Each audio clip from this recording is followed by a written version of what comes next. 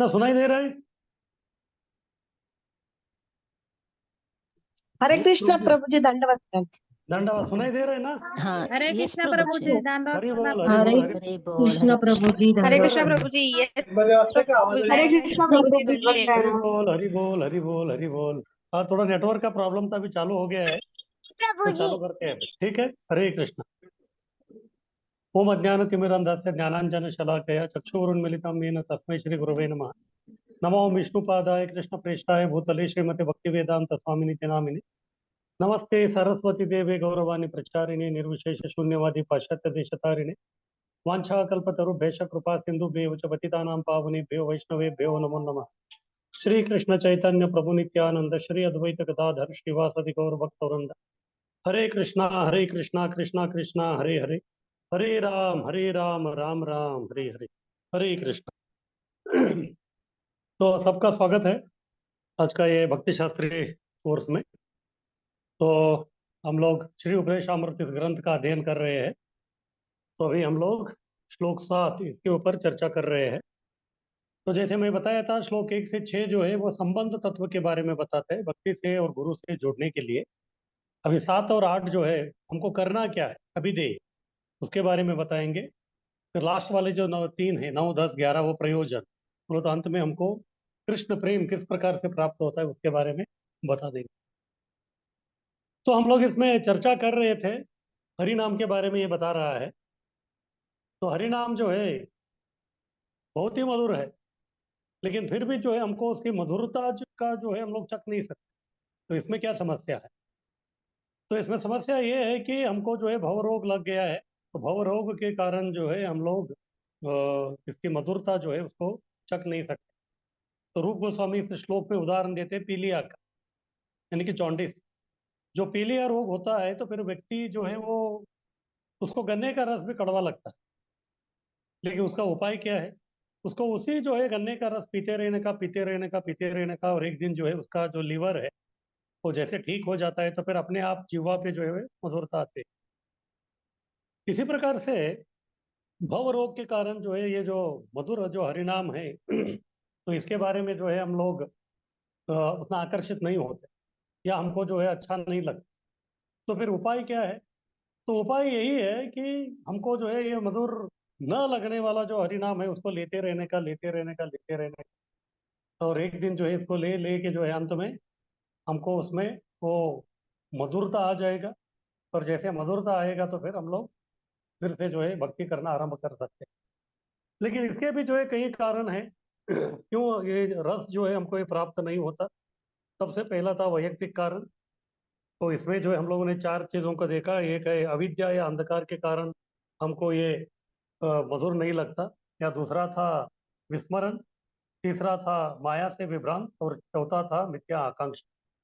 ये हो गया वैयक्तिक कारण। इसके बाद में जो है कुछ सामूहिक कारण भी है, जो सामाजिक या पारिवारिक या बाहर की जो लोग हैं उनकी तरफ से जो है हमको कुछ इस प्रकार से बाधाएं आती है कि हम लोग जो है इस मधुर हरिनाम को नहीं ले सकते। तो उसमें एक कारण है, सामूहिक कारण है, नास्तिक नेता। तो प्रभुपाद जी समझा रहे हैं, सामान्य जनता अंधे नेताओं से गुमराह होते हैं। राजनेता, दार्शनिक, विज्ञानी जैसे मानव समाज के नेता अंधे हैं। क्यों? क्योंकि वो कृष्ण भावना भावित। वो अंधे इसका मतलब उनको आंख नहीं है ऐसा नहीं है, लेकिन उनको आध्यात्मिक आंखें नहीं, दिव्य आंखें नहीं है। ज्ञान जो समझने वाला या आध्यात्मिकता को समझने वाले जो आंखें हैं वो उनके पास नहीं।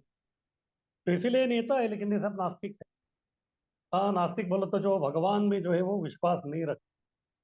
तो इसलिए सामान्य जनता जो है वो लोग भी इस प्रकार के जो अंधे नेता है उनसे गुमराह हो जाते हैं, क्योंकि उनका बोलबाला है, उनके बाद जो है सब पावर है, सत्ता है, और वो जो बोलेंगे उसके हिसाब से ही चलता है।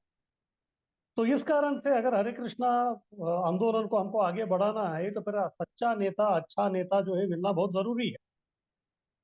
नहीं तो शास्त्र कहता है यथा राजा तथा प्रजा। अगर राजा जो है या फिर जो इधर के जो नेता है अगर वो नास्तिक है तो फिर प्रजा को नास्तिक होने में ज्यादा समय नहीं लगता। और कभी कभी लोगों को नास्तिकता अच्छा लगता है, क्योंकि नास्तिकता का मतलब है कि भगवान नहीं है या फिर मैं भगवान हूँ।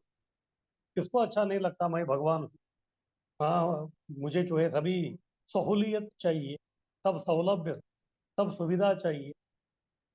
इस प्रकार से हम लोग देखते हैं।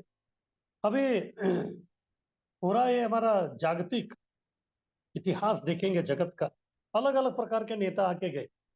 पिछले शताब्दी में हम देख सकते हैं कि जब अंग्रेज जो है पूरा विश्व भर में राज कर रहे थे, तभी अलग अलग जगहों में भी जो अलग अलग प्रकार के नेता ये थे। जैसे हमारा पड़ोसी जो बांग्लादेश है, तो बांग्लादेश जो है उसको स्वतंत्र या आजाद करने के लिए जो इधर एक व्यक्ति थे, उनका नाम था मुजब्बिर रहमान। तो ये मुजब्बिर रहमान जो है कितना ये नहीं किया, बहुत सारा जो है अपना सब समय दिया, पावर दिया, सब कुछ दिया, इतना सब कर करके अंत में जो है पाकिस्तान के चंगुल से जो है बांग्लादेश को उन्होंने रिहाई कर दी। फिर उस करने के बाद क्या हो गया, कुछ ही दिनों में जो है उन्हीं के लोग उनके घर के ऊपर आक्रमण करके घर के सब लोगों को जो है पूरा खत्म कर दिया। केवल एक लड़की बची, अभी वो उधर के नेता है।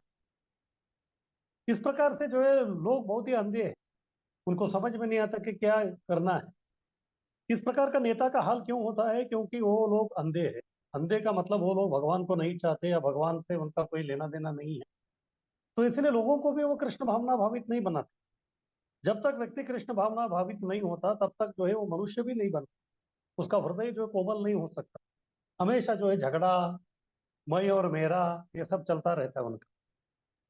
फिर बाद में हम देखते हैं नेपोलियन, वो भी जो है फ्रांस के लिए इतना सब किया, फिर अंत में क्या हो गया, उसको जो है एक आइलैंड में लेके गए, एक द्वीप में, एक टापू में रख दिया उसको, उसी के देशवासी लोग। फिर बाद में वो बंधन में था, फिर उसको जो है पीने के लिए ये जो घोड़ा रहता है, घोड़े का मूत्र पिलाते थे उसको। देखिए इतना बड़ा नेता, लेकिन लोग जो है जब वो नास्तिक हो जाते हैं तो फिर उसका असर क्या हो, फिर उधर ही जो है वो व्यक्ति घुट घुट के मर गए। फिर उसके बाद हिटलर था। हिटलर जो है इतना तानाशाही उसका सब चल रहा था और चाहता था कि पूरे जो है, उसको बोलता, वो समझता था कि हम लोग आर्य है, आर्यन सिविलाइजेशन, आर्यन फिलोसॉफी के बारे में वो सब बोलता था। लेकिन इतना सब बोल के भी जो है अंत में क्या हो गया, ऐसा परिस्थिति आ गई कि उसको आत्महत्या करना। उसके बाद और एक व्यक्ति था, उसका नाम था मुसोलिनी। तो उसने भी जो है तानाशाही सब कर रहा था। फिर उसके बाद उसको भी जो है जबरदस्ती कर दिया कि वो उसको खत्म कर दिया लोगों ने। या फिर हमारे देश में देख सकते हैं गांधी जी, उन्होंने क्या क्या नहीं किया। फिर अंत में जो है हमारे ही लोग जो है उनको खत्म कर दिया। इस प्रकार से राजनेता हो या फिर कोई दार्शनिक यानी कि जो फिलोसोफर हो या विज्ञानी हो, ये लोग जो है मानव समाज के नेता इसे समझे जाते हैं, लेकिन ये सब अंधे हैं। अभी विज्ञानी जो साइंटिस्ट लोग हैं उनके पास भी जो है कुछ ठोस, कुछ उनके पास ज्ञान नहीं है। ये ऐसा हो सकता है, ऐसा हुआ था, इस प्रकार से जो है उनका वही सब चलता रहता है, लेकिन उसका कुछ मतलब नहीं। या फिर दार्शनिक जो फिलोसोफर है वो भी जो है पोते के ऊपर पोते अलग अलग ग्रंथ लिखते रहते हैं, लेकिन उसमें वो लिखते क्या है, केवल अपने मन घड़त जो भी जो कहानी है वही लिखते हैं, उसका कोई प्रमाण नहीं। इस प्रकार का लोग जो है अगर नेता बन गए समाज में, तो फिर उनको फॉलो करने वाले जो लोग हैं वो इसी प्रकार होंगे। जैसे हम लोग देखते हैं जगत में जो है एक लेफ्टिस्ट है और एक राइटिस्ट। ये लेफ्टिस्ट लोग जो है समाजवादी कम्युनिस्ट वाले हैं, तो वो बोलते हैं कि सब समान होना चाहिए, लेकिन ऐसा ये तो पॉसिबल ही नहीं। हम लोग सब समान हैं ऐसा बोलने के लिए भी एक व्यक्ति चाहिए, और वो जो सबको बोल रहा है वो अपने आप में वो नेता बन जाता है, क्योंकि वो सबको समझा रहा है। तो ये सब नास्तिकता, ये सब जो चल रहा है, इसका मेन कारण क्या है? क्योंकि ये लोग कृष्ण भावना भावित नहीं।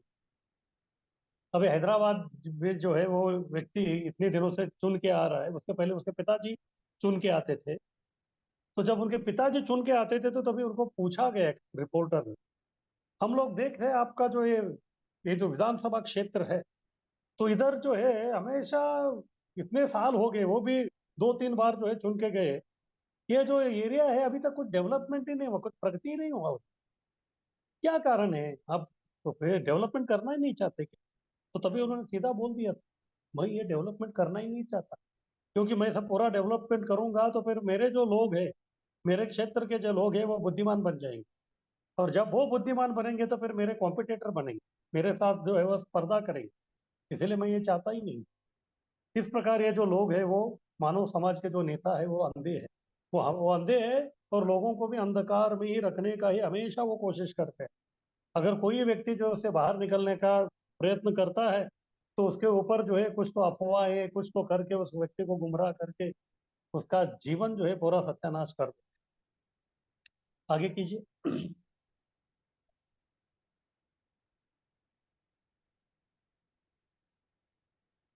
भगवत गीता में भी कृष्ण इनके बारे में बताते हैं। 7वें अध्याय का 15वां श्लोक। 4 प्रकार के लोग जो है कृष्ण बोलते हैं कि उनके शरण ग्रहण नहीं करते, क्योंकि ये सब नास्तिक प्रकार के राक्षसी प्रवृत्ति के लोग। नमाम दुष्कृति नो मूढ़ा प्रपद्यन्ते नराधमा माया अपहृत ज्ञान आसुरम भावम आश्रय। 4 प्रकार के लोग ये क्या करते हैं? दुष्कृति, कृति यानी कि क्रिया या कार्य। एक होता है सुकृति यानी कि अच्छा काम करना, और दूसरा है दुष्कृति यानी कि ये लोग केवल गड़बड़ वाला काम करते हैं। तो कौन है ये? एक है मूढ़ा। मूढ़ा यानी कि जो व्यक्ति, उसको बुद्धि नहीं है, एक प्रकार का पागल है। प्रपद्यन्ते नराधमा। नराधमा यानी कि जो मनुष्य लोग है उसमें वो अधम व्यक्ति। या फिर माया अपहृत ज्ञान, वो ज्ञानी व्यक्ति है लेकिन उसका जो ज्ञान है केवल भौतिकता का ज्ञान है, और माया ने उसका ज्ञान को अपहरण कर लिया। और आसुरम भावम आश्रय, आसुरी भाव वाले जो लोग हैं वो कभी इस भक्तिमय जीवन को जो है वो नहीं लेना चाहते। सबसे पहले जो धूर्त मनुष्यों में अधम और मूर्ख है, हाँ, यानी कि मूढ़ा और नराधमा, या जिनका ज्ञान मोह के द्वारा अपहृत हो चुका है, माया अपहृत ज्ञान, और जो असुरों का नास्तिकवादी स्वभाव धारण किया है। हाँ, यानी कि ये इस प्रकार के जो लोग हैं ये नास्तिक है। इस प्रकार के लोग जो है कभी भी, हाँ, तो हमेशा जो है ये भगवान का जो ये है भक्ति, वो आगे बढ़ने के लिए नहीं थे। और इसी प्रकार के लोग आजकल जो है पूरा नेता है। एक बार सुभाष चंद्र बोस जो है जब कलकत्ता में थे, तो तभी उनको मालूम पड़ा कि गौड़ी मठ जो है बहुत अच्छा प्रचार कर, और तभी जो है हरे कृष्ण उत्सव जैसा कुछ तो भक्ति सिद्धांत सरस्वती ठाकुर ने एक प्रोग्राम जो है कार्यक्रम आयोजन किया। और उसमें जो है कई सारे अलग अलग प्रकार के डायोरामा, जो मूर्ति है वो सब रखे थे, सब प्रचार चल रहा था। तो तभी जो है सुभाष चंद्र बोस भक्ति सिद्धांत सरस्वती ठाकुर के पास आके बोलते हैं कि आप ये सब क्या कर रहे हैं? इतने युवा लोग जो है उनको तो हाथ में बंदूक लेके अभी जो सबसे पहले आजादी हमको चाहिए। फिर बाद में भक्ति सिद्धांत सरस्वती ठाकुर सुभाष बाबू को बोलते हैं कि देखिए हमारे ये जो लोग हैं ब्रह्मचारी सब जो है दुबले पतले थे, ऐसे 4-5 लोगों को लेके गए थे। आपको लगता है कि ये लोग बंदूक भी उठा पाएंगे?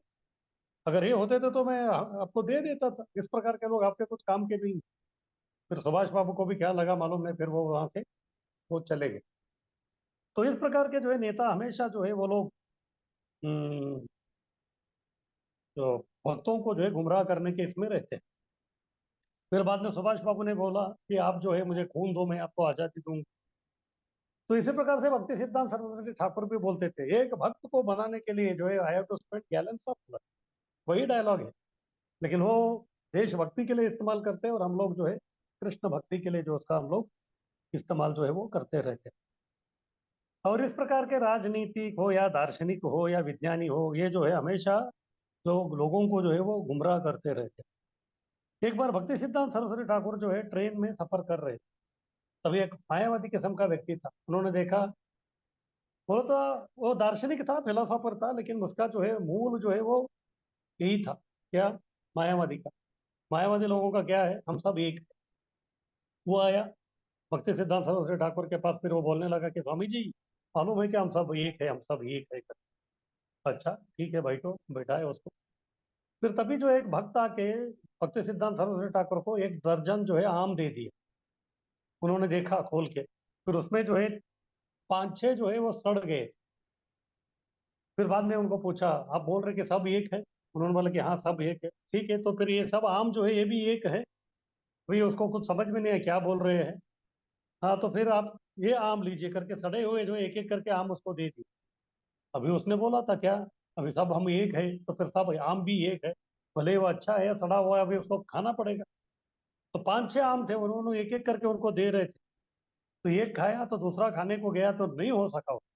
तो तुरंत जो है वो उनके चरणों में गिर पड़ा, बोला कि बस स्वामी जी अभी मैं और कुछ नहीं खा सकता। तो तभी उन्होंने बोला कि अभी बताओ, अगर आम जो है एक जैसे नहीं हो सकते तो फिर हम लोग एक जैसे कैसे हो सकते, हम भगवान कैसे हो सकते? फिर तब जाके जो है उसको थोड़ा ज्ञानोदय हो गया, फिर वो चला गया। इस प्रकार के लोगों की जो है समाज में जो है कोई कमी नहीं है।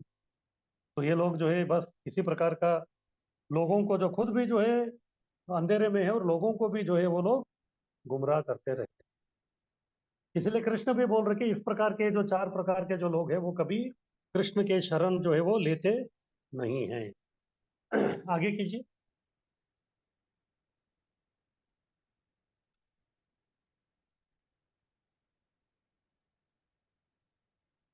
तो यह सब कृष्ण की शरण में नहीं आते। क्यों नहीं आते?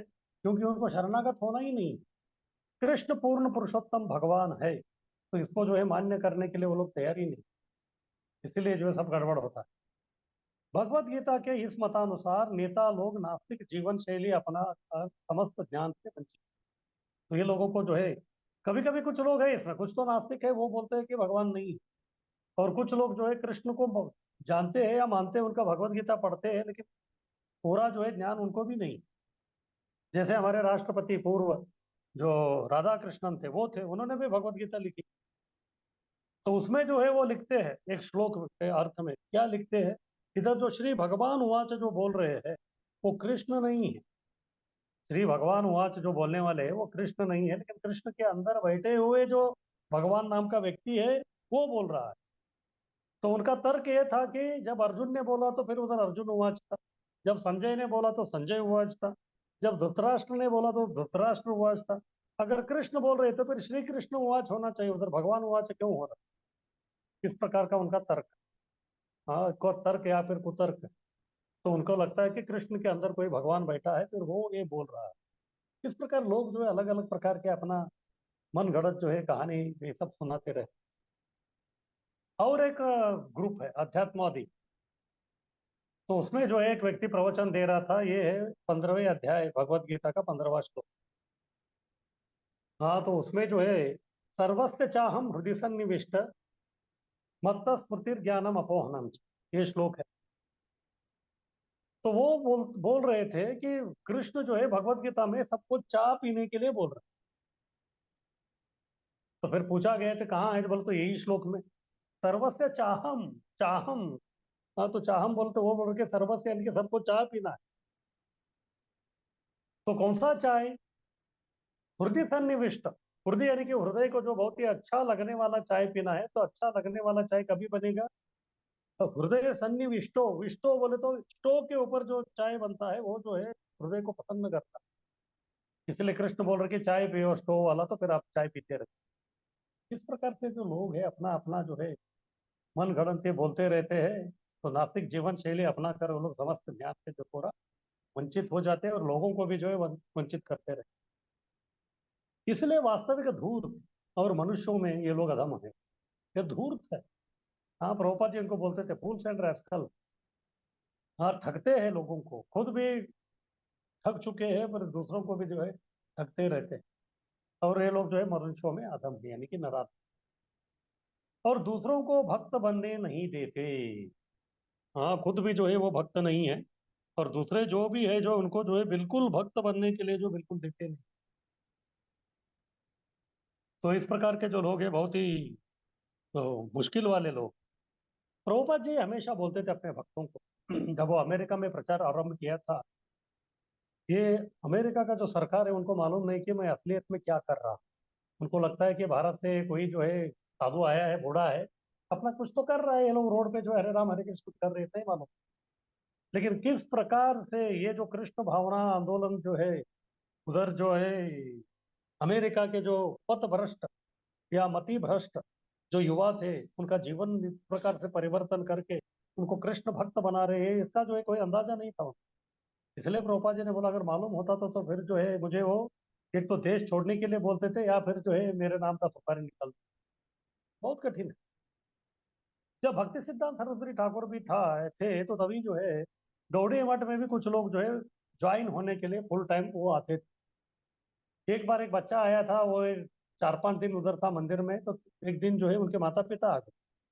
फिर वो बोल रहे थे कि हमको जो है उनको लेके जाना है, कहाँ है बताइए कर।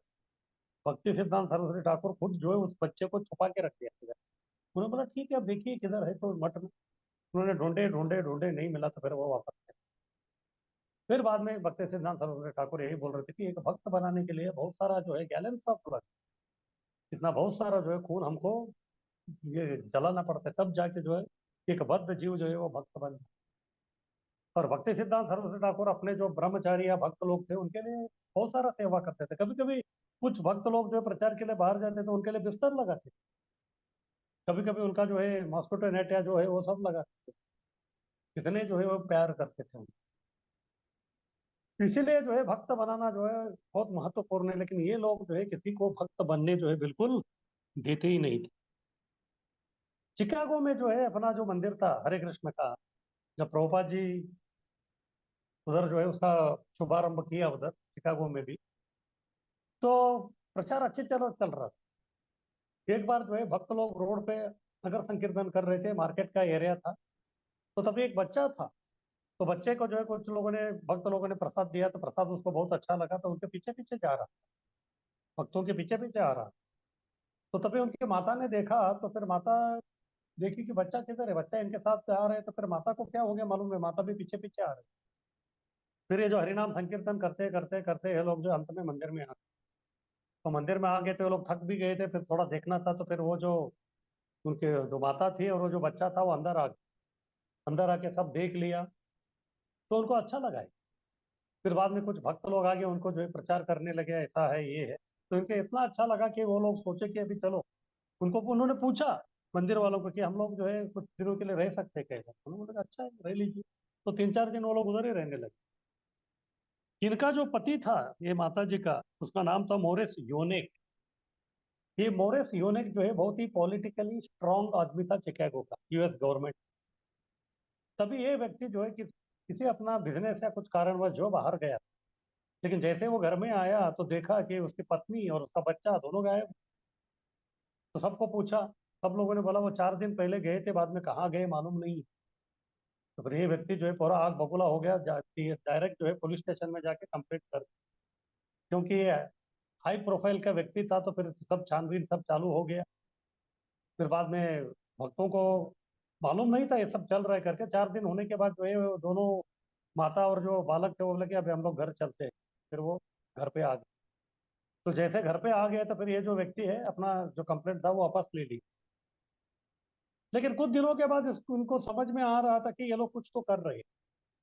फिर बाद में समझ में आ गया कि ये लोग जो है हरे कृष्णा मंदिर में जाते उधर कुछ तो करते। उन्होंने बोल दिया सीधा आपको उधर जाना नहीं चाहिए, आप मत जाइए। लेकिन इनका जो है इतना आकर्षण हो गया था, तो उन्होंने अपना पति का नहीं सोचा, चल रहा ये व्यक्ति और ज्यादा ये हो गया। डायरेक्ट जो है इस्कॉन के ऊपर जो उन्होंने केस ठोक दिया। फिर केस जो है चलने लगा, फिर टेम्पल प्रेसिडेंट को भी बहुत तकलीफ हो रहा था, तभी प्रभुपाद जी आए। प्रभुपाद जी को सब बता दिया इस प्रकार ये सब चल रहा है। फिर प्रभुपाद जी ने बोला देखो हमारे इतने सब भक्त लोग हैं, इनको इतना सब अभी तकलीफ हो रहा है, और ज्यादा कुछ हो गया तो फिर ये लोग जो है मुझे मेरा ही जो है अमेरिका आना बंद करेंगे, तो फिर मेरा और आपका संपर्क नहीं होगा। और केवल दो जीवों को आश्रय दे के इतना जो है अगर कष्ट हो रहा है तो फिर वो मुश्किल है। तो उनको समझाइए कि वो जो है घर पे भी बैठ के वो लोग भक्ति कर सकते हैं। फिर उनको सब समझाने के बाद वो लोग जो है मंदिर आना बंद कर दिया, लेकिन घर पे ही जो है वो लोग अपना सब कुछ जो है हरि नाम लेना इस प्रकार का सभी जो कार्य है वो कर रहे हैं। इस प्रकार से बहुत सारे जो लोग हैं वो भक्त बने नहीं है। या फिर शास्त्रों में भी हम लोग देखते हैं हिरण्यकश्यप, उनका पुत्र प्रहलाद। हाँ, तो उनको तो उन्होंने यूएसए में भेज दिया। यूएसए का मतलब क्या है, university of Shand and Amark. Shukracharya ji के ये दो पुत्र थे, उनका अपना ही गुरुकुल था। हाँ, जैसे हमारे भी जो बच्चे हैं यूएसए इधर उधर जाएंगे, पैसा तो बहुत मिल जाएगा लेकिन संस्कार चला जाएगा। इस प्रकार के इनके जो है राक्षसों का जो है सब गुरुकुल है। लेकिन प्रहलाद जी जो है अपवाद थे उसके लिए। तो प्रहलाद जी इतने भक्ति कर रहे थे, फिर एक दिन जब वापस आए तो फिर उन्होंने पूछ लिया हिरण्यकशिपु आपने क्या सीखा। तो उन्होंने सीधा पिताजी को ये बोल दिया कि आपको जो कृष्ण भक्ति करना है इसलिए आप ब्रज में चले। तो बहुत गुस्सा हो गया, नारायण का नाम छोड़ने के लिए तैयार ही नहीं था। फिर बाद में उसके ऊपर जो है कितना प्रकार का अत्याचार किया, सांप से डसवाया, विष प्राशन कराया, बहुत बड़ा जो पहाड़ी की चोटी थी उसको नीचे गिरा दिया, समुद्र में डाल दिया। हाँ, अग्नि में रख दिया, अग्नि में जो उनकी बहन थी होलिका वो जल गई, लेकिन इनको कुछ नहीं हुआ।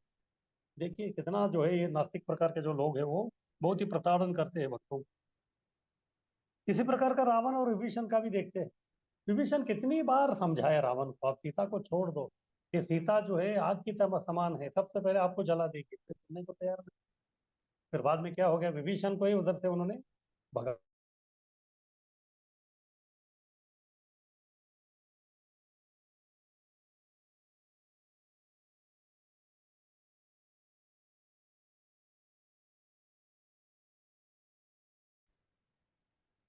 तो दूसरों को ये लोग भक्त बनने नहीं देते, स्वयं कृष्ण भावना भावित नहीं है, या फिर कृष्ण भावना या भक्ति को अपनाते ही नहीं है लोग, और दूसरों को अपनाने नहीं देते। हाँ, इनका सिद्धांत फिक्स है, ना मैं भक्त बनूंगा ना किसी को बनने दूंगा। इस प्रकार से हमेशा जो है वो भक्तों का ये लोग आलोचना, निंदा, हाँ, या फिर विरोध करते रहते हैं। आगे कीजिए।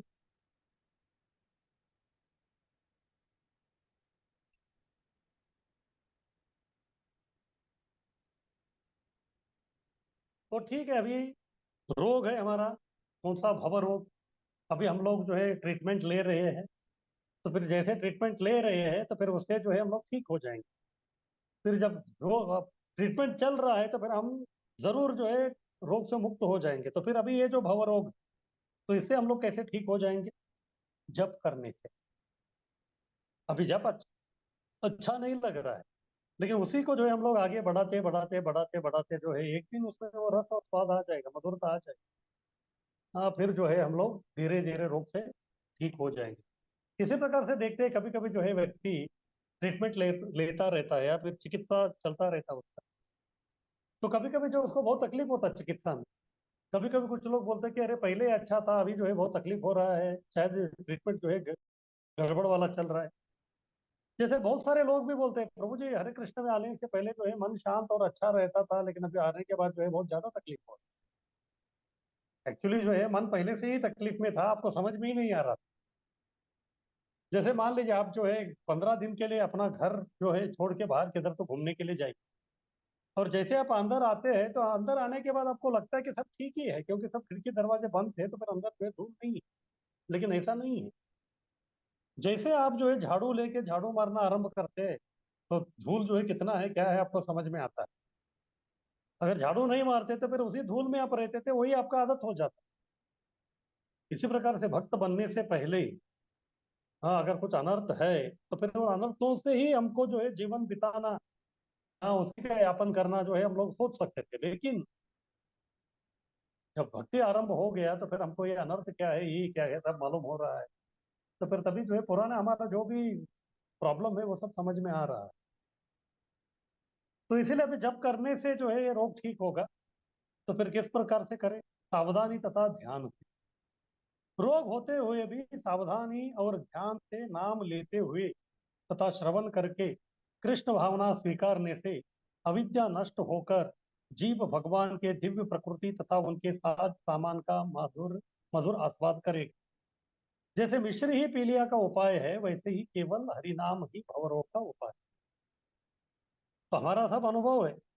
तो स्टार्टिंग में जो है जब हम लोग जब करने लगते हैं तो फिर जब जो है हमको अच्छा नहीं लगता, बहुत ही मुश्किल होता है, तकलीफ होता है। लेकिन जैसे जैसे उसी को जो है हम लोग जब जो है उसको करते रहेंगे, तो फिर जैसे जैसे अनंत जाएंगे तो उसमें मधुरता आती रहेगी।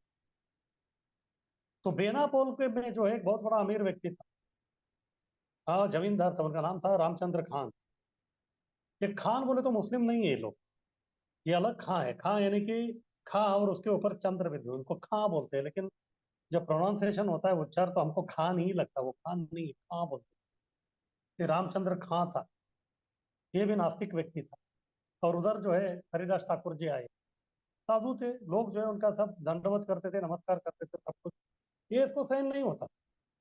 ये सोचा था कि ये पूरा इलाके में जो है जमींदार मैं हूँ, तो मेरा रुबाब होना चाहिए। अभी ये साधु कौन आ गया?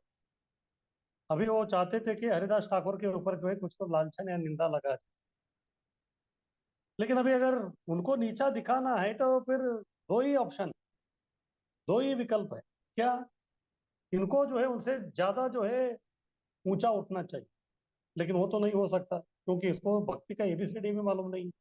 तो फिर दूसरा क्या है, उसको नीचा दिखाओ, उसको वो पतित है इस प्रकार से जो है लोगों का सिद्ध करके दे दो, तो फिर लोग जो है उनको छोड़ देंगे। तो इसलिए उन्होंने जो है एक वेश्या को नियुक्त किया, और वो वेश्या जो है एक रात के लिए 1 लाख लेती थी, लक्ष्य हीरा। फिर वो आ गई, आगे हरिदास ठाकुर बाहर, गांव के बाहर कुटिया में रहते थे। कुटिया के सामने जो है अपना तुलसी का कट्टा था। तो फिर वो उधर आ गए, फिर हरिदास ठाकुर को बोलने लगे कि मैं आया ही हूँ और मेरा जो है इच्छा आपको पूर्ति करना है। हरिदास ठाकुर ने बोला कि मेरा नियम है, जब तक मैं 3 लाख जप नहीं करता तब तक जो है मैं कुछ दूसरा नहीं कर सकता हूँ। जैसे होता है तो मैं आपका इच्छा पूर्ति करूँगा। उन्होंने बोला कि ठीक है। तो उधर ही बैठी सुन रही थी। किनसे? नामाचार्य से। अगर जो भी कोई भी व्यक्ति नामाचार्य से जो अगर हरि नाम सुनता है तो फिर उसके जीवन में क्या होगा। तो उस दिन जो है जब खत्म नहीं हुआ, दिन आ गए, तो फिर ये वापस चली गई। फिर रामचंद्र खान ने पूछा क्या हो गया, हुआ क्या नहीं। उन्होंने बोला बस 3 दिन दे दीजिए, पहला दिन हो गया और 2 दिन बस। उन्होंने बोला ठीक है कोई बात नहीं। फिर दूसरे दिन वो आई। तभी हरिदास ठाकुर जी ने बोला कि माफ करो, कल नहीं हो गया, कि आज जो है मैं जल्दी खत्म करके आपका इच्छा पूर्ति करूँ। पहले दिन सुना था, श्रवण किया था। श्रवण के बाद हमारा होता है कीर्तन। उस दिन वो बैठी थी, अचानक जो है उसका जो जिह्वा है अपने आप चलने लगा, हरे कृष्ण कर। और किसका संग कर रही थी? तुलसी महारानी का भी संग कर रही थी। तो वो बोल रही थी लेकिन उसको समझ में नहीं आ रहा था। लेकिन उस दिन भी जो है उसकी इच्छा पूर्ति नहीं होगी, तो फिर वो चली। रामचंद्र खान फिर से पूछे कि क्या हो गया। उन्होंने बोला बता, लास्ट डे है, चिंता मत करो। उन्होंने बोला कि ठीक है, आज मैं जो है सब लोगों को इकट्ठा करके लेके आऊंगा। जैसे आपका और उनका समागम होता है तो फिर हम लोग उसके ऊपर धापा बोल। बोला ठीक। वो आई, लेकिन जैसे आई उस दिन बैठी है हरि नाम करने के लिए, तो फिर पूरा परिवर्तित हो आके हरिदास ठाकुर जी के चरणों में वो गिर पड़ी, समर्पित हो गई। हरिदास ठाकुर जी बोले, एक्चुअली पहले दिन जब तुम आए थे उसी दिन मैं ये क्षेत्र छोड़ के जाने वाला था। लेकिन मैंने सोचा कि अभी तुम मेरी शरण में आई हो तो तुम्हारा उद्धार किए बिना मैं कैसे जा सकता। हाँ, तो इस प्रकार से जो है जब थोड़ा थोड़ा वो ले रही थी, नामाभास था, लेकिन धीरे धीरे जो है जब हो गया, बाद में वो साध्वी बन गई। तो इस प्रकार से जब किसी भक्त के संग में जो है अगर व्यक्ति जो है हरि नाम करना आरंभ करता है तो फिर वो व्यक्ति का उद्धार। दूसरा व्यक्ति है मृगारी। प्रयागराज के जंगल में वो रहते थे। तो नारद जी आए एक दिन, उन्होंने देखा कि इधर अधमरे है सब प्राणी। वो देखते हुए आए कि ये इस प्रकार का ये किरातक कौन है, ये व्याध कौन है, शिकारी कौन है। तो फिर उन्होंने तो उधर देखे कि ये जो है साक्षात यमदूत जैसा दिख रहा था मृगारी। उनको वो बोले कि अगर आप मार ही रहे हैं तो फिर आप पूरा क्यों नहीं मारते, देखिए कितना तकलीफ हो रहा है उनको। तो मृगारी ने बोला यही हमारी स्पेशलिटी खासियत है, आधा मार के जो है वो जो तड़पते हैं ना, वो देख के जो हमको एक अलग प्रकार का सुख मिलता है। हाँ, ये व्यक्ति जो है पर दुख सुखी है। फिर बाद में नारद जी ने पूछा कि आप ये सब करते क्यों। उन्होंने बोला मेरे परिवार का पालन करने के लिए सब करना पड़ता है। अच्छा। फिर बाद में उन्होंने बोले नारद जी, ये करने से पाप लगता है, मालूम है क्या? वो कुछ बोले नहीं। अभी आपके परिवार वाले जो आप जो काम कर रहे हैं उसका जो है वो लोग उपभोग कर रहे हैं, आप जो भी हर दिन लेके जाते हैं वो खा रहे हैं। तो इसी प्रकार से इससे आपको जो पाप लगने वाला है, जैसे आप नरक में जाने वाले हैं, तो वो भी वो लोग जो है मिल बांट के लिए तैयार है क्या? मुगारे ने बोला क्यों नहीं, मेरे परिवार वाले हैं तो फिर मैं जो ये बोलूंगा वो तो उनको करना ही है। नारद जी ने बोला ऐसा नहीं है, एक बार जाके जो है कंफर्म करके आ जाओ। बोला कि ठीक है। घर पर जाके सबको पूछा, लेकिन सब लोग जो है इनकार कर। तभी बहुत बड़ा शौक लगा। फिर जैसे वापस आए तो चेहरा जो उतरा हुआ था, नारद जी समझ गए कि इसका काम हुआ नहीं। उन्होंने पूछा कि फिर आप अगर वो लोग आपका पाप में भागीदारी करने के लिए तैयार नहीं है तो फिर आप इतना क्यों पाप कर। तभी जो नारद जी की कृपा से उनके मस्तिष्क में ज्ञानोदय हो गया, फिर उसको बोल दिया कि अभी आप बैठो इधर, और ये जो है सब छोड़ना पड़ेगा। सोच रहे थे वो। उन्होंने बोला कि ठीक है, देखो मैं अभी आपका गुरु बन गया तो गुरु दक्षिणा आपको देना है। उन्होंने बोला बताइए क्या चाहिए। उनको लग रहा था कि कुछ तो मृग छाल वगैरह मांग रहे हैं। सबसे पहले आपके हाथ में ये जो धनुष है ना उसका 2 टुकड़े करके फेंक, क्योंकि वही उसके आजीविका का साधन था और उसके प्रति वो आसक्त था। जब तक व्यक्ति भौतिकता के प्रति हमारा जो मेन आसक्ति है उसको नहीं छोड़ता तब तक भक्ति में उसका श्री गणेश नहीं हो सकता। नारद जी में उनका विश्वास था तो उन्होंने तोड़ के उधर फेंक दिया। फिर नारद जी उनको मंत्र दिया, फिर उनको बिठाया, फिर वो बोलने लगे कि अभी तो देखिए, अभी तो मैं कुछ शिकार नहीं खेल सकता, तो फिर मेरा जो है उधर पोषण कैसे होगा। तो आप चिंता मत करो, ये मंत्र बोलते रहो और मुझ में विश्वास रखो, सब कुछ आपको मिल जाए। जब करते गए फिर बाद में सब लोगों को मालूम हो गया कि ये असुरी व्यक्ति जो है अभी साधु बन। सब लोग उनका दर्शन के लिए आने लगे। और भारत में जो इस प्रकार प्रथा है कि जो व्यक्ति साधु या भगवान को देखने के लिए जाते हैं तो खाली हाथ नहीं जाते, हमेशा कुछ न कुछ लेके जाते, तो उनके पास इतना आने लगा कि वो रखने के लिए जगह नहीं था उनके पास, कुटिया बना के दे। कुछ दिनों के बाद पर्वत मुनि अपने मित्र नारद मुनि जो अपने मित्र पर्वत मुनि के साथ उधर आए, तो तभी जैसे उन्होंने अपने गुरु महाराज को देखा मुर्गारी, तो अभी दंडवत करने वाले थे, लेकिन पिछले रात को जो उधर इतना बारिश हो गया था कि चींटी बाहर आ रहे। अभी चींटी को भी मारने की इनकी इच्छा नहीं थी, तो उन्होंने अपने शॉल से जो है सब साइड कर दिया, फिर बाद में दंडवत किया। ये देख के पर्वत मुनि जो है बहुत चौंके। उन्होंने बताया नारद जी को कि ये केवल आपकी जो है हरिनाम की महिमा का फल है। उन्होंने बोला कि हाँ सही है। फिर मुरारी को पीछे नारद जी सब ठीक चल रहा है ना? उन्होंने बोला कि हाँ सब ठीक चल रहा है, लेकिन आजकल जो है लोग जो है बहुत दान लेके आ रहे हैं, वो उसका क्या करने का समझ में नहीं आ रहा। उन्होंने बोला बस फूड फॉर लाइफ चालू कर दो, जो भी है लोगों को जो है भंडारा चालू कर दो। इस प्रकार से उन्होंने जो है भंडारा वो भी जो है वो आरंभ कर दिया। इस प्रकार से वो हरिनाम ले लेके जो है धीरे धीरे वो भक्त बने। और एक थे बिल्व मंगल ठाकुर, वो एक वेश्या के आसक्त थे। फिर बाद में जिस दिन उनके पिताजी मरे थे उसी दिन भी वो आ गए उधर, और उस दिन जो है बहुत बारिश था, और बारिश में जो है वो नाव वाला भी जो है इनकार किया नदी पार करने के लिए, क्योंकि वो उस तरफ रहती थी।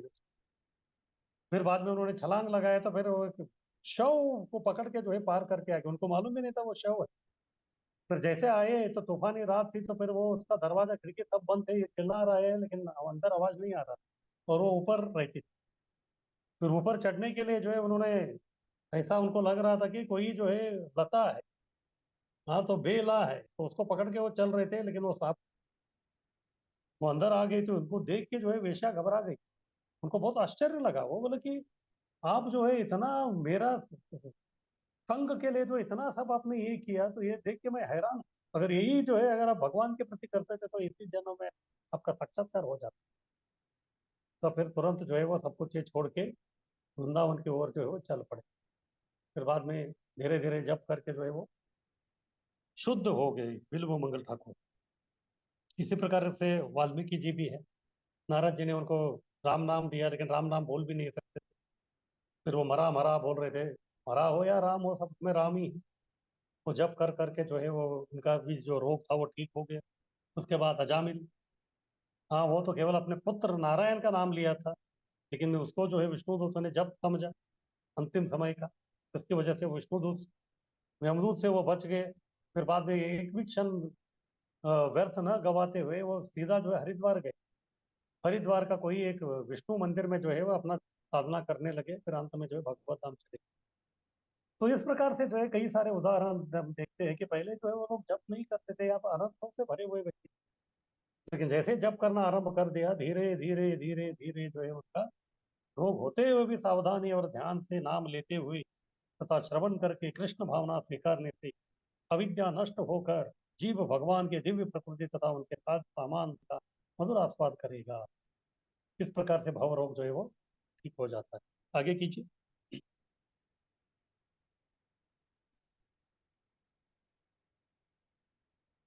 तो इसका परिणाम क्या होगा? हाँ, तो जब हम लोग लेते हैं तो जब का परिणाम हमारे ऊपर क्या होता है, इसी के बारे में चैतन्य महाप्रभु ने शिक्षाष्टकम में बताया। इसलिए हम लोग हर दिन जप करने से पहले जो है शिक्षाष्टकम गाते हैं, ताकि हमारे इसमें स्मरण रहे कि किस प्रकार से हमको जप करना है, हरिनाम लेना है, और हरिनाम हमारे ऊपर क्या प्रभाव डालता है। तो सबसे पहले चेतो दर्पण मार्जनम, दर्पण यानी कि जो आईना है उसके ऊपर जो है संचित धूल कब से है कुछ मालूम नहीं। चित्त रूपी दर्पण के ऊपर जो है बहुत सारा धूल जो है वो आ गया है, उसको मार्जन कर। तो भ्रांत विचार से जो है हमको मुक्त होना है। जब तक व्यक्ति कृष्ण भावना भावित नहीं होता, उसके जो भी विचार है उसको लगता है कि मुझे सब मालूम है, लेकिन यह सब भ्रांत विचार है। जैसे भगवत गीता में भी अर्जुन के जो जितने भी विचार थे पहले अध्याय में, मैं इसीलिए युद्ध नहीं करूंगा, मैं इसीलिए युद्ध नहीं करूंगा, ये सब भ्रांत विचार। इस प्रकार भ्रांत विचार से वो कभी मुक्त हो गए जब वो कृष्ण को शरणागत हो गए। शिष्य हम शादी माम तो हम प्रपन्ना, मैं अभी आपका शिष्य बन रहा हूँ, आप जो बोलेंगे वो करने के लिए मैं तैयार। तभी जो है कृष्ण उनको डांटते हैं, वो बोलते हैं कि क्षुद्रम हृदय दौर्बल्यम त्यक्तो उत्तिष्ठ भारता, क्षुद्रम, क्षुद्र बोले तो बहुत ही निचले प्रकार के आपके ये सब जो है, निम्न प्रकार के आपका ये विचार है। और ये क्यों आ रहे हैं? हृदय दौर्बल्य। हाँ, हृदय दौर्बल्य यानी कि हृदय के अंदर जो अनर्थ है उसकी वजह से जो है, उसकी वजह से जो है आपका मन और हृदय जो है वो दुर्बल हो गए। तो इसीलिए त्यक्तो बोले तो उसको छोड़ दो, उसको त्याग कर दो। हाँ, हृदय की दुर्बलता जो है उसको आप त्याग करो। क्योंकि भक्ति करने के लिए हृदय दुर्बल नहीं होना चाहिए, वो स्थिर होना चाहिए। इसीलिए बोल रहे कि उत्तिष्ठ, बोले तो अभी आप बैठे थे वो, क्योंकि उनका इतना टेंशन आ रहा था, इतना टेंशन आ रहा था कि वो स्वयं बैठ गए। योद्धा को बैठना नहीं चाहिए, घोड़े को भी बैठना नहीं चाहिए। अगर ये लोग बैठ गए तो समझ जाने के कि इनका हो गया। इसीलिए कृष्ण बोल रहे सबसे पहले उठो तो सही, क्योंकि उन्होंने अपना गांडियों को भी साइड में रख दिया। वो बोल रहे कि सबसे पहले आप उठ के खड़े हो जाओ, फिर गांडी धारण करो। जैसे माँ भी बच्चे को बोलते हैं स्कूल जाने से पहले, ठीक है कम से कम जो है तुम ये जो स्कूल बैग है वो तो ले लो। क्योंकि एक बार स्कूल बैग ले लिया तो फिर जो है उसको लगता है कि थोड़ा इनको उत्साह आ जाए। तो इसीलिए अलग अलग लोगों का अलग अलग प्रकार के भ्रांत विचार है, उससे मुक्ति करेगा ये। असली रोग हृदय में है, उसे निर्मल करने से भव रोग से मुक्ति होगी। असली हृदय रोग जो है हृदय में। हाँ, क्योंकि हृदय में जो है किसको विराजमान करना है? कृष्ण को। लेकिन कृष्ण के बदले में हम हृदय में जो है अनर्थों को उधर जगह दे दिया है। तो अनर्थों को देने के कारण जो है अलग नाना प्रकार के जो है पाप कृत्य में हम लोग लगे हुए हैं। और जितना हम लोग पाप कृत्य करते रहेंगे उसी प्रकार से जो हमारा ये जो भव रोग है वो आगे आगे बढ़ता रहेगा। इसीलिए बोल रहे कि असली जो रोग है हृदय है, तो हृदय को निर्मलीकरण या हृदय को जो है शुद्धिकरण करना बहुत जरूरी है। और वो क्या होगा? वो कब होगा? वो जब जब करेंगे तभी। हृदय को जो है धुनोती, भागवतम में कई श्लोक हरि नाम के बारे में। हाँ, तो बोलते कि धुनोती, धुनोती यानी कि अच्छी तरह से साफ करेगा। और क्या करेगा? ये जब भव महादावाग्नि निर्वापनम, भौतिक जगत के महाअग्नि से बचेंगे। इसलिए हर दिन जो है हमारा शुभारंभ होता है मंगलारती में पूर्वाष्टकम गाते हुए, संसार दावा नलली ढलो। ये संसार जो है एक प्रकार का दावानल है, दावाग्नि है। अलग अलग प्रकार के अग्नि होते हैं। ये दावाग्नि जो है जब जंगल में आग लगती है तो उसको दावाग्नि कहते हैं, दावानल। कृष्ण लीला में भी आता है। हाँ, तो इशिकाटवी था तो उधर जो है आग लग गया था। अभी उसमें जो है सब कृष्ण के सखा जो है जकड़ गए थे। तभी उनको बचाने के लिए जो है कृष्ण ने क्या किया, वो दावानल को पीने वाले थे लेकिन सबको बोल दिया कि आप आंखें बंद करो करके।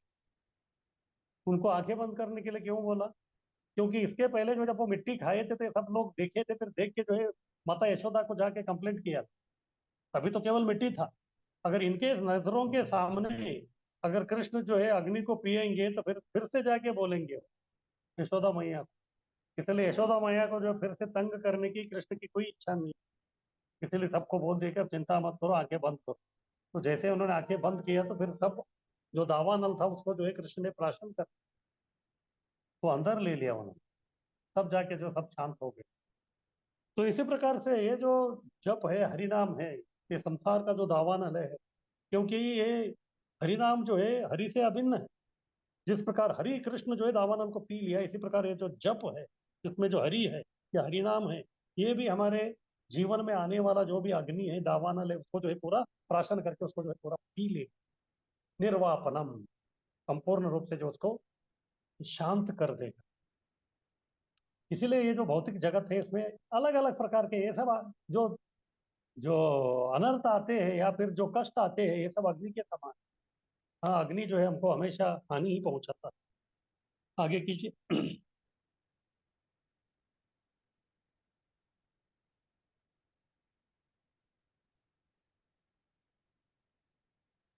वो आगे बता रहे कि नाम के जो है तीन अवस्था रहते हैं। नाम के तीन अवस्था रहते हैं। एक है अपराध को, क्योंकि सबसे पहले जब भी हमको आरंभ करना है जब, तभी हम लोग अपराधी ही रहेंगे, क्योंकि हमको मालूम नहीं कुछ। न कृष्ण के बारे में उतना जानकारी है, न हरिनाम के बारे में इतना जानकारी है, तो अपराध तो रहेंगे। तो इसीलिए कुछ लोग बोलते हैं कि अरे मैं तो अपराध करता हूँ, मैं अपराध वाला भाव में हूँ, तो फिर इस प्रकार ये तो शुद्ध नाम को मैं इस अशुद्ध मन से या अशुद्ध मुंह से कैसे ले सकता हूँ? इसीलिए उनको लगता है कि इससे जो है नाम अशुद्ध हो जाएगा, इसलिए मैं नहीं लूंगा। लेकिन ऐसा नहीं।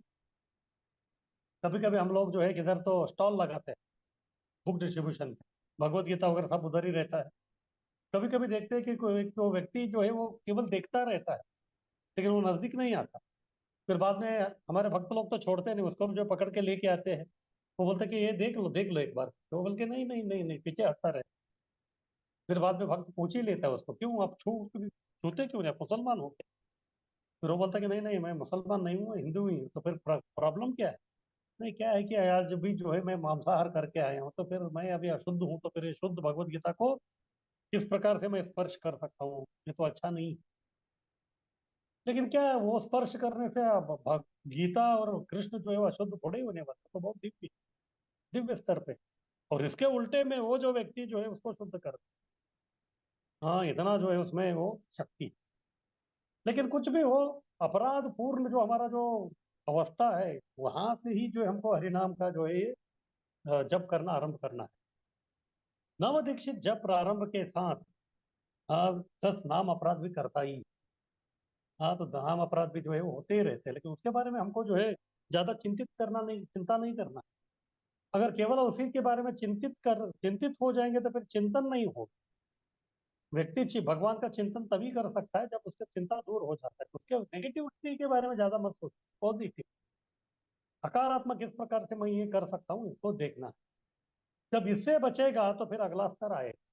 ये अपराध पूर्ण क्यों हो रहा है? क्योंकि 10 नामापराध हो रहे हैं। लेकिन अभी जो है वो नौसिखिया है, नया है। धीरे धीरे जो है जैसे जैसे ये हरिनाम आगे बढ़ेगा, भक्तों का संग करेगा, शास्त्र सुनेगा, ये सब की वजह से जो है उसका अपराध धीरे धीरे कम होते जाएगा। दूसरा है बीच वाला स्टेज है, अपराध कम करने की अवस्था, या फिर इसको बोल सकते हैं कि नामाभास। यह शुद्ध और अपराध पूर्ण के बीच में, ये जो अपराध पूर्ण वाला है, आप समझ सकते हैं कि रात का जो अंधेरा है तभी कोई प्रकाश नहीं, सूरज नहीं, तो तभी का है। और ये जो अपराध कम करने की अवस्था है, अभी सूरज दिख नहीं रहा है लेकिन लाजमा और थोड़ा प्रकाश दिख रहा है, आभास, प्रकाश का आभास हो रहा है, तो इसी प्रकार से नामाभास। यह शुद्ध और अपराध पूर्ण जो है दोनों के बीच में ही है। लेकिन ये भी बहुत महत्वपूर्ण है, इसमें भी थोड़ी शक्ति है नामाभास। जैसे जो अजामिल था, जो उन्होंने नारायण जो नाम लिया था वो नामाभास है।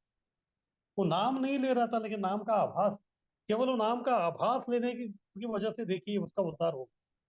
क्योंकि भगवान ने जो इस नाम को जो है समझा कि ये मुझे पुकार रहा है, इसलिए तुरंत जो विष्णुदूत उधर आ गए। और ये जो अजामिल था, उन्होंने कितना नाम लिया था? 4 नाम, नारायण। ऐसे कहते हैं कि जब व्यक्ति का मृत्यु का समय रहता है तभी जो है यमदूत आते, 3 यमदूत आते। क्योंकि हम लोग जो है 3 प्रकार से अपराध करते हैं, काया वाचा मनसा। तो इसलिए 3 डिपार्टमेंट के 3 रिप्रेजेंटेटिव यमदूत उधर आते हैं, अपना सब हिसाब किताब लेके, फिर वो आत्मा को लेके जाते हैं। लेकिन अजामिल ने जो है नारायण 4 शब्द बोले तो फिर 4 विष्णुदूत आ गए। और हम लोग तो 16 अक्षर का हरिनाम लेते हैं, तो फिर हमको बचाने के लिए कितने आएंगे? कम से कम 16 लोग तो आ ही। तो इसलिए अजामिल जो है नामाभास की वजह से जो है वो बच गया, फिर वो बचने के बाद जो है वो शुद्ध अवस्था तक वो आगे पहुंच गया। तो शुद्ध अवस्था, इससे भव महादावाग्नि से मुक्त होंगे। जब शुद्ध नाम लेंगे तो तभी जो है कि महादावाग्नि से वो शुद्ध मुक्त हो जाता है। तो प्रभुपाद जी बोलते थे हमको जो है भगवत नाम जाने के लिए सारा बहुत सारा जो है नाम जप करने का आवश्यकता नहीं है, केवल एक अंतःकरण से जो है शुद्ध नाम लेना है बस। लेकिन वो लेना आसान नहीं है, इसलिए हमको क्या करना पड़ेगा? उसका प्रैक्टिस करना पड़ेगा। बार बार प्रैक्टिस कर करके एक दिन जो है वो आएगा। जब वो आएगा तो फिर सब हो जाए। जैसे हम लोग देखते हैं, अभी ये जो फुटबॉल मैच जो खेलने वाले रहते हैं तो उनके पास केवल बहुत कम समय रहता है, 45। लेकिन उनको उसका जो तालीम करना है, उसका जो ट्रेनिंग लेना है, वो तो साल भर चलता है। परफॉर्मेंस केवल 45 मिनट का उतना ही रहता है, लेकिन तालीम बहुत करना पड़ता है उनको, तब जाके जो है एक अच्छा पक्का गोल वो मार सकते हैं। इसी प्रकार हमको भी जो है भक्ति में जो है अच्छा पक्का गोल मारना है, तो फिर हमको भी जो है साधना के रूप में हमारे तलवार को जो है धार लगाते रहना पड़ेगा। तो इस प्रकार से ये नाम के 3 अवस्था है। ये जो अपराध पूर्ण अवस्था से ही सब लोगों को जो है आरंभ करना पड़ता है। फिर बाद में बीच वाला एक लेवल आता है नामाभास, तभी जो है थोड़ा थोड़ा मधुर लगने लगता है। फिर बाद में जब पूरा अच्छा मधुर लगने लगता है तो तभी वो शुद्ध अवस्था। एक बार प्रभुपाद जी अपने शिष्यों से बोल रहे थे, मुझे जो है हरिनाम में जो है रुचि प्राप्त करने के लिए 35 साल लगे, तो फिर हमारा क्या कहना। तो हमको भी जो है काफी समय जो है वो लग सकता है।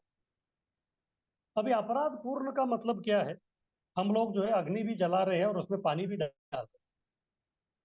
जब चूल्हे में जो है हम लोग अग्नि जला रहे हैं और ऊपर से पानी भी डाल रहे हैं, तो फिर वो अग्नि नहीं भड़केगी, वो केवल जो है धुआं निकलेगा। उससे हमारे आंखों को तकलीफ होगा, सब कुछ। फिर उसके बाद अपराध कम करने की अवस्था यानी कि क्या है, अभी हम लोग पानी डालना बंद कर दिया, तो फिर अभी धीरे धीरे जो है अग्नि मेंटेन हो रहा है। फिर शुद्ध अवस्था बोले तो पूरा बड़ा महादावाग्नि, इतना बड़ा जो है वो अग्नि लग गया है, तो फिर उसमें जो भी अनर्थ आते हैं, वो आने से पहले ही जो है वो खत्म हो जाते हैं।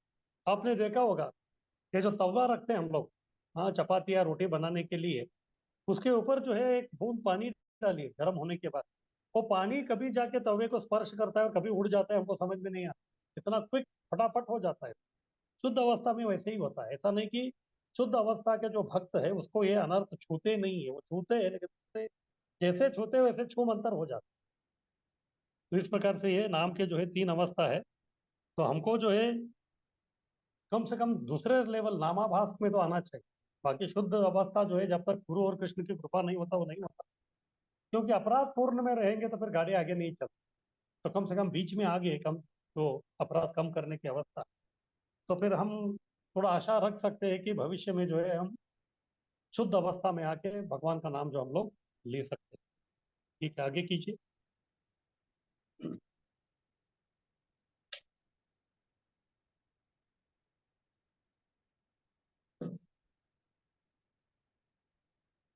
तो अब तक जो डिस्कशन हो गया उसके बारे में किसी का कुछ प्रश्न आगे आने जाने से पहले?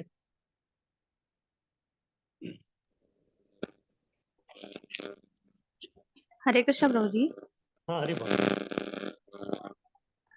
प्रभु जी, ये बोलिए। नाम के बल पे अपराध होता है ना प्रभु जी, हम्म उसको आप कुछ एग्जाम्पल से बताएंगे क्या? वो कैसे होता है, मतलब उससे कैसे बचना चाहिए?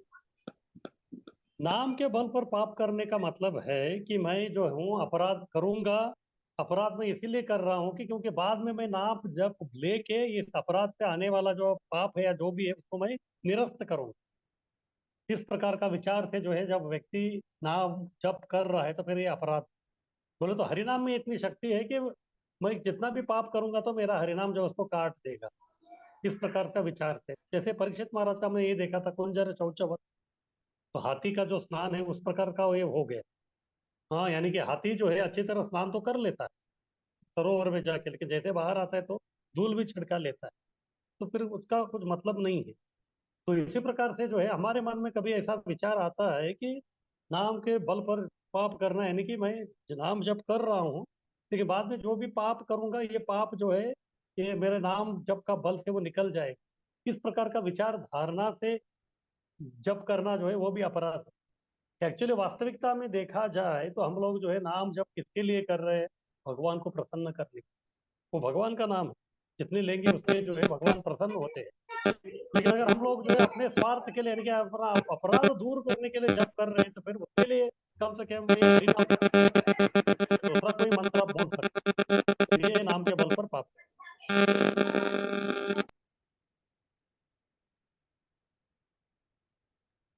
और किसी का कुछ प्रश्न? हरे कृष्णा प्रभु जी। हाँ, हरि बोल। प्रभु जी, दूसरे श्लोक का मैं लिख रहा था, 9वां प्रश्न था, पूंजीपति और साम्यवादियों के बीच हम्म आर्थिक विकास का क्या उपाय है? हम्म ये मैं समझ नहीं पाया प्रश्न प्रभु जी। आर्थिक तो विकास का क्या उपाय लिखना है? उपाय क्या लिखना है उनको आर्थिक विकास तो में? पूंजीपति कौन है, बताइए। जो धन संग्रह करता है और नहीं, धन संग्रह तो कार्य करते हैं करवाता सब है। लोग। हाँ। सब लोग धन संग्रह करते हैं। पूंजीपति और साम्यवादी ये कौन है ये लोग, बताइए। पूंजीपति जो है कैपिटलिस्ट है। हाँ। कैपिटलिस्ट यानी कि ये मालिक है कंपनी का, और वो क्या चाहता है, मुझे जो है ज्यादा पैसा चाहिए, और ये लोगों को मैं कम पगार दे के जो है ज्यादा काम लेके इनके पास से पैसा लूंगा करके उसका विचार है। यानी कि उसको लगता है कि ये फैक्ट्री मेरी है, ये धन मेरी है, ये उनका उनको लगता है, लेकिन ये समस्या है। क्या आपको लगता है सब कुछ धन उसका है? तो नहीं है। या साम्यवादी हो, वो बोलता है कि ये एक ही व्यक्ति के पास इतना धन क्यों है, ये सब धन मैं निकाल के सबको बंटवारा करूँ, क्योंकि इनके ऊपर वो ईर्ष्या करते हैं कम्युनिस्ट लोग, एक व्यक्ति के पास सब होना नहीं चाहिए करके इस प्रकार से ये करते हैं। अभी अंत में प्रश्न ये है, ये जो फैक्ट्री है, क्या इस पे जो भी रिसोर्सेस है, या फिर ये जो पैसा है, क्या ये इनका है? नहीं है, ये कृष्ण का है। जब तक ये लोग ये नहीं समझते तब तक जो है झगड़ा चलता रहेगा इनका। तो यही इसका उपाय है। इसका उपाय ये है कि ये लोग अपने पास भले ही हो कैपिटलिस्ट हो या फिर पूंजीपति हो या फिर साम्यवादी हो, जब तक आपके पास जो भी रिसोर्स है, मैन पावर है, पैसा है, जो कुछ वो कृष्ण को समर्पित नहीं करते तब तक ये लोग चोर है। जब वो कृष्ण को और समर्पित करेंगे, वही उसका उपाय है। नहीं तो ये लोग अपने आपस का झगड़े में जो है वो उनका जो है सब चलता रहेगा। तो उसका उत्तर वही है। अच्छा, एक्चुअल वो आर्थिक विकास का क्या उपाय है वो लिखा था ना, इसलिए कंफ्यूजन हो रहा था। हाँ, तो आर्थिक विकास का मतलब है कि असलियत में उनको लगता है कि मैं पैसा इतना कमा के जो है पूरा मैं इकोनॉमिक डेवलपमेंट कर रहा हूँ कर, लेकिन इतना सब इकोनॉमिक डेवलपमेंट करने के बाद भी जो है ये इकोनॉमिक डेवलपमेंट का जो पैसा है वो किसका है, वो उनको मालूम नहीं है। तो उसको जो है भगवान के सेवा में लगाना ठीक है, चलिए। हरे कृष्ण प्रभु जी। पड़ेगा। अरे बाप। अरे प्रभु जी, जैसे हम प्रचार करने के लिए वगैरह जाते हैं तो हम्म, उनको हरि नाम के बारे में बताते हैं, तो वो बोलते हैं कि हमने ऑलरेडी भगवान शंकर का जप करे, हम्म। का जप करे, ऐसे अलग अलग मंत्र बोलते हैं। तो हमें ये हाँ, कैसे उनको बोलना है कि हरि नाम को? तो उनको बोलना है कि आप इतने मंत्र तो बोल ही रहे हैं, तो ये भी एक मंत्र बोल दीजिए, बस उतना ही बोलना है। अलग अलग मंत्र आप बोल रहे हैं तो फिर उसके साथ में एक हरे कृष्ण महामंत्र भी बोल दीजिए। अच्छा अच्छा। तो इस प्रकार से कम वो लोग हरि नाम चालू करेंगे तो ठीक फिर हरि नाम ही जो है उनको बाद में बता देगा कि क्या करना और क्या नहीं करना। है प्रभु। हरे कृष्ण। हरे कृष्णा प्रभु हरि जी, बोल। मेरा एक प्रश्न था।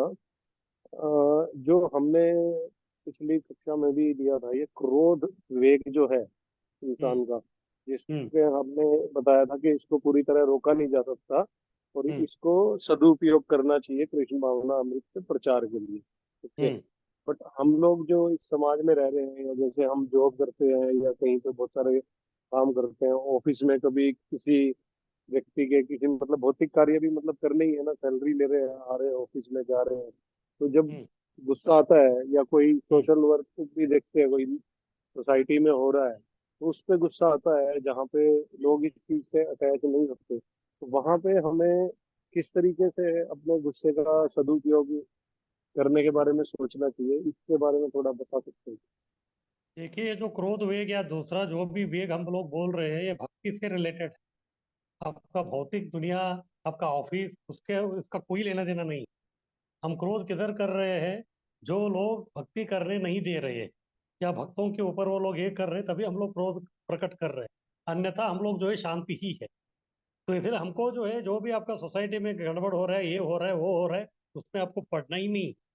उसमें आपके पढ़ेंगे तो फिर आपका मन कलुषित हो जाएगा। जितना हो सके उसको अवॉइड करना है। लेकिन अगर इस्कॉन के प्रति, प्रभुपाद के प्रति, आपके गुरु के प्रति या कोई अन्य भक्तों के प्रति हो रहे, तो फिर उधर हम लोग चुप नहीं रहेंगे। अभी हमको क्रोध व्यक्त करना ही है। जैसे वो हम उसमें उदाहरण दिया था, चैतन्य महाप्रभु बोलते तृणादपि सुनिचेन तरोरपि सहिष्णुना, शांत रहो करके। ये अपने लिए हो गया। लेकिन जब नित्यानंद प्रभु के ऊपर जब आक्रमण किया मदारी ने, तभी उन्होंने चाहिए, तभी वो सुदर्शन चक्र ही कर। और लोग जो है जब वाराणसी में थे या चैतन्य महाप्रभु, तभी उनके ऊपर भी निंदा करते थे, लेकिन वो निंदा उनके ऊपर था इसलिए वो सहन लिया। लेकिन जब भक्तों के ऊपर हो गया तो फिर वो सहन नहीं कर। तो इसका मतलब ये है कि अब बाहर की दुनिया को और ये अपना जो है भक्ति का जो वेग है उसको कनेक्ट मत कीजिए। ये केवल भक्तिमय जीवन के रिलेशन में है। इसका और आपका जिंदगी में जो चल रहा है उसका और इसका कोई लेना देना नहीं। ऐसा नहीं कि उधर वो चल रहा है तो अभी मुझे मेरा क्रोध वेग दिखाना है, तो ऐसा आप करेंगे तो फिर जो है आप अगले रिक्शा में जो है पुलिस स्टेशन में रहेंगे। तो ये केवल वो भी आपको सोच समझ के करना पड़ेगा भाई। ये क्रोध भी अगर किसी के प्रति दिखाना है तो सबसे पहले टेम्पल वाले को बोलना पूछना पड़ेगा। तो कभी कभी होता है सोशल मीडिया में कुछ तो आता है तो आप किसी को नहीं पूछते, दनादन बोलना चालू कर देते, तो फिर वो कहाँ चला जाता है मालूम। अभी हाल ही में जो है बांग्लादेश में हमारे भक्तों के ऊपर ये हो गया, आक्रमण हो गया। वो बांग्लादेश का परिस्थिति क्या है, कुछ है किसी को कुछ मालूम नहीं है। इधर हमारे लोग जो है धन धन धन धन बोलना चालू कर दिए। उधर प्रॉब्लम जो है लोकल था, वो लोकल उधर कुछ तो गड़बड़ हो गया था, इसीलिए वो हो गया था। अभी वो कुछ आपको मालूम ही नहीं है, तो फिर आप जो है चलो क्रोध दिखाता हूँ करके धनाधन जो है फेसबुक में इधर उधर जो है मारते रहेंगे, तो फिर उधर वो हमारा भक्त लोग जो उनके साथ में जो सलटा रहे हैं तो मुश्किल हो जाएगा ना। और जैसे वो देखेंगे कि अरे दुनिया भर के तुम्हारे लोग गाली दे रहे हैं, तो फिर वो जो भक्तों को जो है जीना हराम करके रखेंगे वो। तो आप और जो है ज्यादा तकलीफ दे रहे हैं। इसीलिए क्रोध वेग को भी अगर आपको दिखाना है, जितना हो सके उतना हमको कंट्रोल करना है, तो आपको जो है कोई वरिष्ठ से पूछना पड़ेगा, प्रभु जी ऐसा ये सब चल रहा है, मुझे क्रोध आ रहा है, क्या करूं मैं, ये सही है क्या, क्या है। अगर आपका क्रोध की वजह से जो इस्कॉन का और ज्यादा तकलीफ होने वाला है तो कृपा करके मत कीजिए। आजकल जो है फिजिकल मारामारी नहीं होता, ये सब मारामारी या फिर फाइटिंग जो है ये सब सोशल मीडिया में ही होता है, गाली गलौज देना। लेकिन जब तक उधर असलियत क्या है वो हमको मालूम नहीं है, तो फिर हम लोग जो है चुप रहे। ठीक है प्रभु जी, थैंक यू, हरे हरि कृष्णा। हरि बोल। हरे कृष्णा प्रभु जी। हाँ हरि बोल। हाँ प्रभु जी, मेरे 3 क्वेश्चन है। पहला हाँ। क्वेश्चन ये है कि जैसे आपने बोला था क्रोध के लिए ही ना, तो हम्म। इस्कॉन टेम्पल में भी देखा जाए, आपने बोला था कि बाहर लोगों पे हमें द्वेष करना है अगर हमको क्रोध दिखाना है तो। लेकिन प्रभु जी कभी कभी ऐसा देखा जाता है कि हमारे इस्कॉन टेम्पल में ही जो भक्त होते हैं वो हरि बोल। आवाज आया।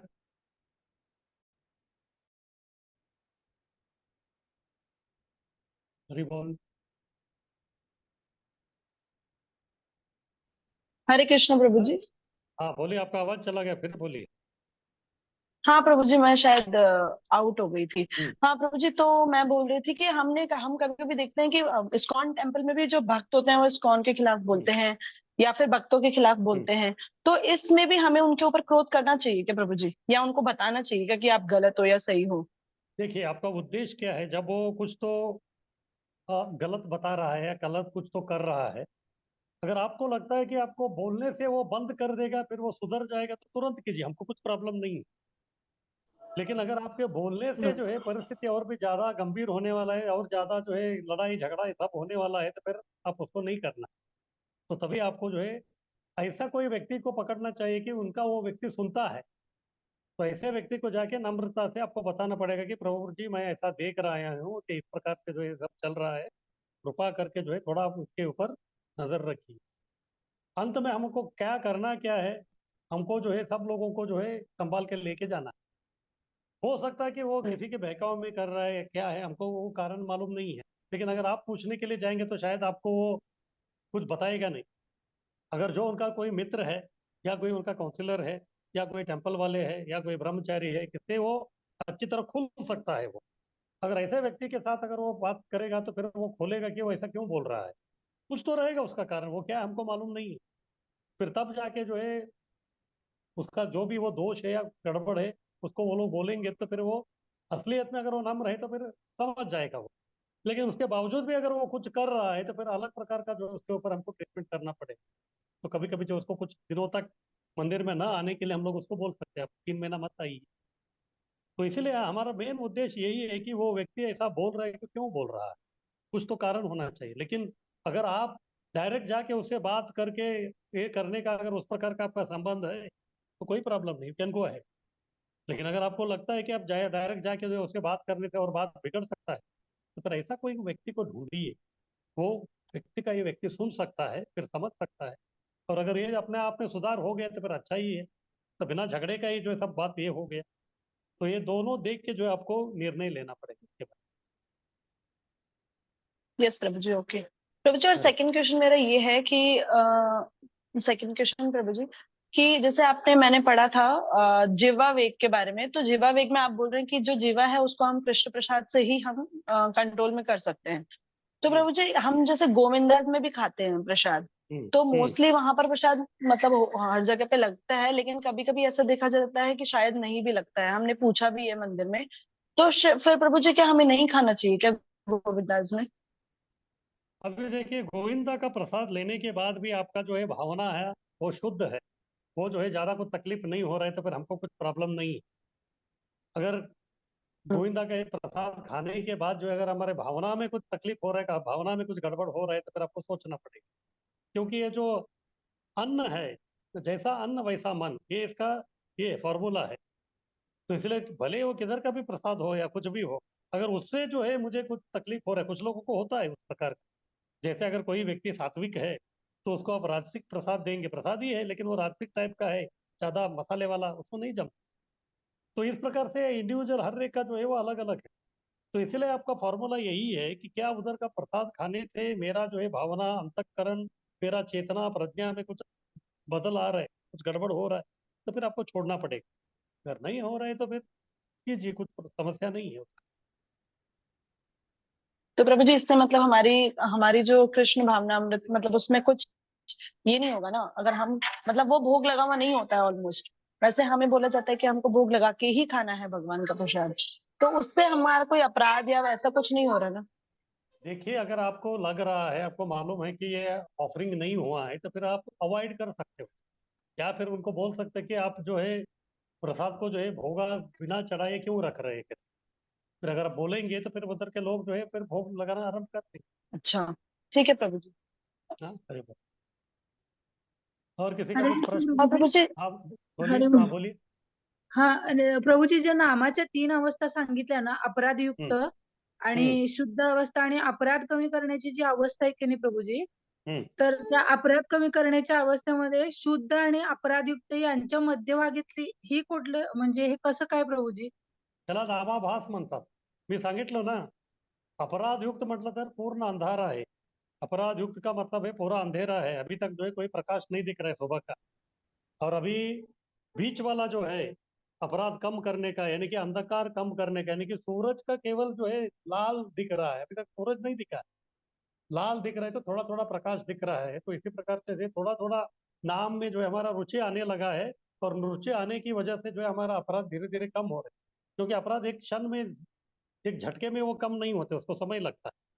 फिर उसके बाद जैसे सूरज आ जाता है तो फिर फुल प्रकाश हो गया, तो वो है शुद्ध अवस्था। तो इस प्रकार से जो है 3 अवस्था से हम लोग गुजरते हैं।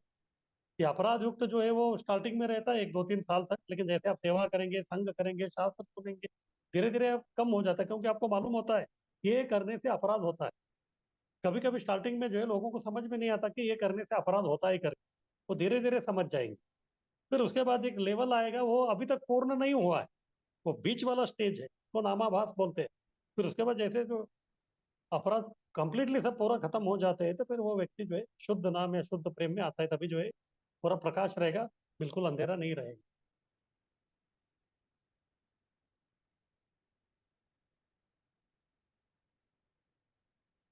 और किसी का कुछ प्रश्न?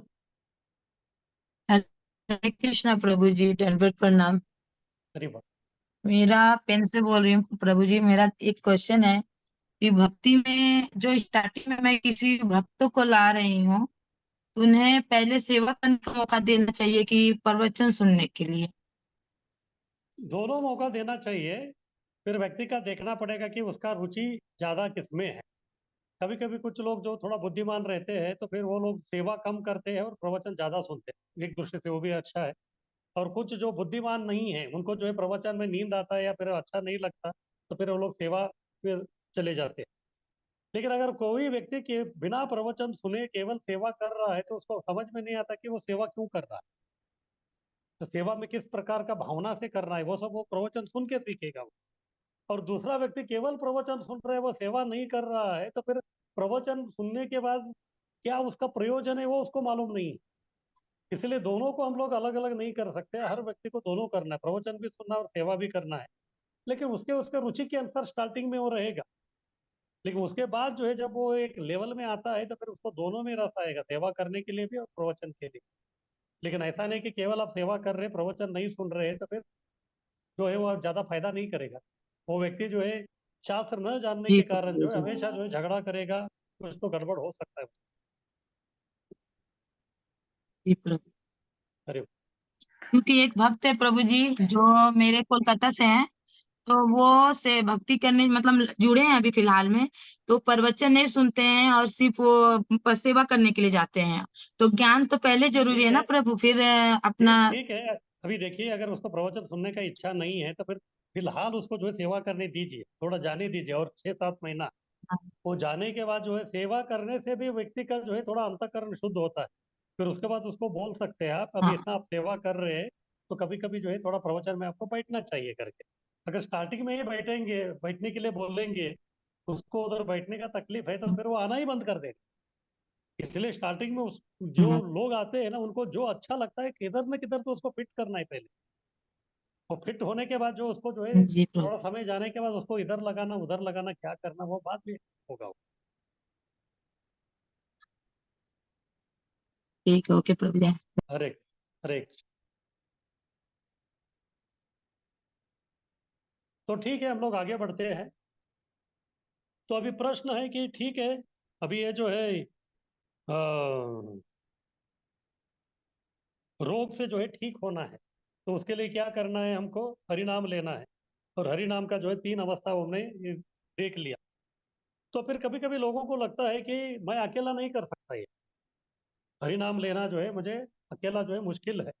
तो फिर बाद में वो सोचेगा कि ऐसा कोई जगह है जिधर जो है मैं हरिनाम आसानी से ले सकूँ, हरिनाम ये कर सकूँ करके। तो तभी जो है प्रभुपाद जी इधर बता रहे हैं कि अगर आप लोग इस्कॉन में आके हरिनाम लेंगे तो फिर आसान पड़ेगा। हाँ, क्योंकि जब संघ में रहते हैं तो फिर वो सब अपने आप हो जाता है। जैसे मैंने इसके पहले भी उदाहरण दिया था, बॉम्बे का लोकल ट्रेन का। अगर आपको चढ़ना है तो क्या करना है, जो चढ़ने वाले लोग हैं उसमें आपको खड़ा रहना है, वो लोग आपको चढ़ा देंगे। अगर उतरने वाले है आप, तो फिर उतरने वाला जो ग्रुप है उसमें आपको खड़ा रहना, वो आपको उतार देंगे। तो इसी प्रकार से हमको जो है जब करना है तो फिर जब जब करने वाले लोगों के बीच में हम बैठेंगे तो फिर जब अच्छा होता है। तो कई सारे लोग बोलते हैं, प्रभु जी सुबह जो है अगर मंदिर में आ जाएंगे तो जब ऐसे हो जाता है कि कभी हो गया तो समझ में नहीं आता, इतना आसान हो जाता है। अकेले में बैठ के जो है जब करना इतना आसान नहीं, बहुत मुश्किल है। तो इसीलिए जो है अगर आप मंदिर नहीं आ सकते तो अगल बगल में आपके कुछ भक्त लोग हैं, तो फिर एकत्र होके कम से कम जो है एक आधा घंटा तो आप लोग जो है जब कर सकते हैं साथ में। तो कहाँ करें, इस्कॉन में। हाँ, क्यों? क्योंकि प्रभुपाद जी इसके पहले बताया है कि इस्कॉन का उन्होंने स्थापना क्यों किया। स्थापना उन्होंने इसीलिए किया क्योंकि भक्तिमय जीवन में अग्रसर होने के लिए जो है लोग इस प्रकार का भावना रखे हुए हैं। तो उनको जो है एक सुविधा देने का, हाँ उनको जो है एक प्लेटफॉर्म देने का, उसके लिए जो है इस्कॉन का स्थापना हुआ है। तो जैसे हम लोग देखते हैं, अगर एक सामान का कुछ बिजनेस करता है तो उनका एक एसोसिएशन रहता है। अगर कई सारे लोग हैं, वो स्टील मैन्युफैक्चरर है, हाँ इस्पात का उत्पादन वो करते हैं, तो फिर वो लोग अपना एसोसिएशन बनाते हैं। और दूसरे जो है स्कूल वाले हैं तो उन्होंने अपना एसोसिएशन बनाते हैं। इसी प्रकार से समाज में जो अगर हम लोगों को भक्ति करना है तो भक्ति करने वाले जो लोग हैं उनका भी एक एसोसिएशन संघ होना चाहिए। तो इसलिए प्रभुपाद जी ने इस्कॉन का निर्माण किया है। तो इसीलिए जो है कहाँ करे, इस्कॉन में। श्रद्धा, तो श्रद्धा से ही सब कुछ आरंभ होता है। तो इसी प्रकार से इस्कॉन के प्रति व्यक्ति का श्रद्धा होना या जप के प्रति श्रद्धा होना जो है बहुत ही आवश्यक है। जप जो है श्रद्धा से आरंभ होकर श्रद्धा बढ़ने पर संघ का सदस्य बनेगा। तो इस्कॉन में कैसे आएगा वो व्यक्ति? स्टार्टिंग में वो आएगा लेकिन आके जो है नमस्कार करके चला जाएगा, लेकिन वो अभी तक वो इस्कॉन का सदस्य नहीं बना है। जब वो आएगा 3-4 बार देखेगा, उसको अच्छा लगेगा, भक्तों के साथ मिलेगा, प्रसाद लेगा, प्रवचन सुनेगा, किधर न किधर तो जो है थोड़ा सा उसका जो है मन में श्रद्धा निर्माण होता है। और श्रद्धा निर्माण करने में जो है जब बहुत ही महत्वपूर्ण कार्य है। कभी कभी कुछ लोग बोलते हैं कि हमको हर दिन जो है मंदिर में आना नसीब नहीं होता, तो फिर घर में हम कुछ कर सकते हैं क्या? हम कुछ भी करने के लिए तैयार है। तो फिर हम बोलते हैं कि अब जब की, तो जैसे वो जप करना आरंभ करते हैं तो फिर जप का अर्थ क्या है उसमें, हरे कृष्ण महामंत्र का, हे कृष्ण का शक्ति, हाँ हे राधा रानी कृपया आप मुझे आपकी सेवा में लगाइए। फिर सेवा जो में लगाना है तो फिर वो श्रद्धा अपने आप आरंभ हो जाता है। फिर श्रद्धा जैसे बढ़ता है तो फिर उसका जो है इस्कॉन के प्रति लगाव बढ़ता है।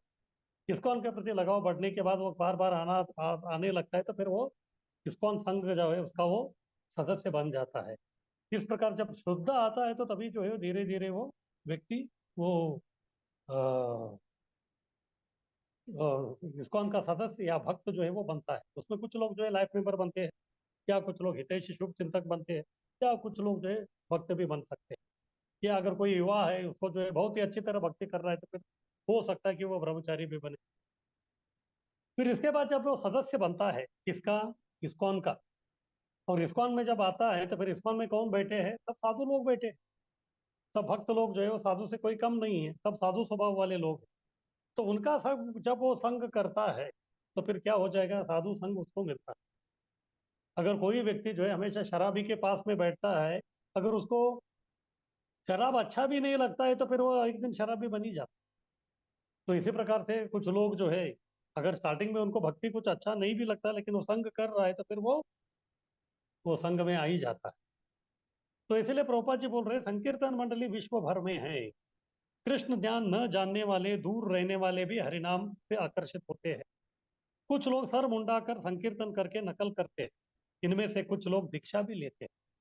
प्रभुपाद जी इस्कॉन का जो इतिहास है, किस प्रकार से अलग अलग नाना प्रकार से लोग भक्त बनते हैं, उसके बारे में बता रहे हैं। एक है संकीर्तन मंडली, यानी कि हरिनाम संकीर्तन के लिए हम लोग जो है बाहर जाते हैं रोड पे वगैरह। इस प्रकार के जो मंडली है, प्रभुपाद और कृष्ण की कृपा से विश्व भर में फैले हुए हैं, सब जगह। अभी प्रभुपाद जी के शिष्य है इंद्रद्युम्न महाराज, वो दुनिया भर में घूमते हैं। फिर बाद में वो डायरी भी लिखते हैं, diary of the travelling monk कर। तो उसमें इस प्रकार के अलग अलग कहाँ गए, उधर क्या हो गया, वो सब जो है वो लिखते हैं। एक बार वो अमेजन जंगल में गए थे। अमेजन जंगल जो है बहुत ही विशाल, वो कितना विशाल है आज तक कोई किसी को मालूम नहीं पड़ा। और किधर तो एक गांव में चले गए अचानक, फिर उधर जो है वो प्रचार कर रहे थे।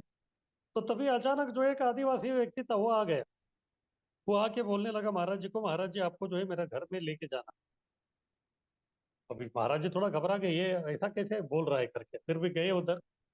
फिर बाद में जो है अंदर जाने के बाद उन्होंने देखा उधर जो है कुछ तो एक अल्टर जैसा था, उधर अगरबत्ती सब लगाया था। फिर बाद में उधर उन्होंने देखा कि उधर प्रभुपाद का किताब था, Bhagavad Gita as it is. फिर बाद में उन्होंने पूछा कि ये किताब आपको इधर कैसे मिल गया। बाद में उन्होंने बोला मेरा एक रिश्तेदार है, वो इधर तो रहता है, फिर वो आया था 3-4 साल पहले, फिर वो आके इधर दे दिया। फिर बाद में उन्होंने देखा कि उधर वो जपमाला भी था। उनको पूछा कि आप जप भी करते हैं, हाँ कैसे। बस एक पिता पढ़ा, तो फिर बाद में जो है जपमाला तो मेरे पास पहले ही था, लेकिन बाद में जो है इसमें लिखा है कि हरे कृष्ण महामंत्र बोलना है, तो फिर मैं हरे कृष्ण महामंत्र चालू। इस प्रकार से संकीर्तन मंडली इस दुनिया के जो है कौन से कोने कोने में है, हमको कुछ मालूम नहीं। अब किधर भी जाएंगे तो संकीर्तन मंडली आपको मिलेंगी ही। ये इंद्रदुम्न महाराज जो है हर साल जो है वो एक फेस्टिवल मनाते हैं पाश्चात्य देश में। और उधर जो है वो जगन्नाथ रथ यात्रा का भी आयोजन करते हैं। कई वर्ष पूर्व जो है वो उसका तैयारी चल रहा था, सब टेंट वेंट सब लगा रहे थे उधर। तो तभी वो देख रहे थे कि जगन्नाथ रथ का भी जो है ये लोग सब तैयारी कर रहे थे। तभी दूर से जो है इंद्रदुम्न महाराज देख रहे थे, तभी उन्होंने देखा कि एक व्यक्ति जो है आया, वो रथ को ही देख रहा था। वो रथ को ही देख रहा था, फिर क्या हो गया मालूम नहीं, सामने आके जो रथ को वो नमस्कार कर रहा था, दंडवत कर रहा था। और ये भी पाश्चात्य देश में, यूरोप में। तो इंद्रदुम्न महाराज को बहुत आश्चर्य लगा, इस प्रकार एक विदेशी भक्त, ये रथ अभी भी पूरा नहीं हुआ लेकिन रथ को जो है नमस्कार कर रहा है, ऐसा क्यों। आके उसको पूछ लिया कि आप जानते हैं क्या ये सब क्या है। हाँ हाँ मालूम है मुझे। बोला तो कैसे मालूम है। अरे वो चैतन्य चैतन्य बोल रहा था वो। मैंने कहा, चैतन्य कौन है कर। उन्होंने बोला कि नहीं, वो जो किताब है चैतन्य चैतन्य, वो मैं पढ़ा हूँ। फिर उनको मालूम हो गया कि ये व्यक्ति चैतन्य चरितमृत पढ़ा है, यूरोप वाला। फिर उसको पूछे कि चैतन्य चरितमृत कहाँ मिला। नहीं, वो एक लाइब्रेरी में मैं गया था, तो फिर वही एक किताब हाथ में आ गया एक दिन। मालूम नहीं, वो देख के बहुत आकर्षित हो गया, फिर मैं पढ़ने लगा, बहुत अच्छा लगा मुझे। और इसमें जो है वो चैतन्य जो है ये डांस करते हैं इसके सामने, ये होता है वो होता है वो सब। फिर बाद में उसके प्रति जो है मेरा बहुत लगाव हो गया। लेकिन मुझे मालूम नहीं था कि इधर, वो तो उधर भारत में होता है, तो फिर इधर भी ऐसा हो रहा है। तो ये देख के मुझे बहुत आश्चर्य हो गया था, इसलिए मैं नमस्कार कर।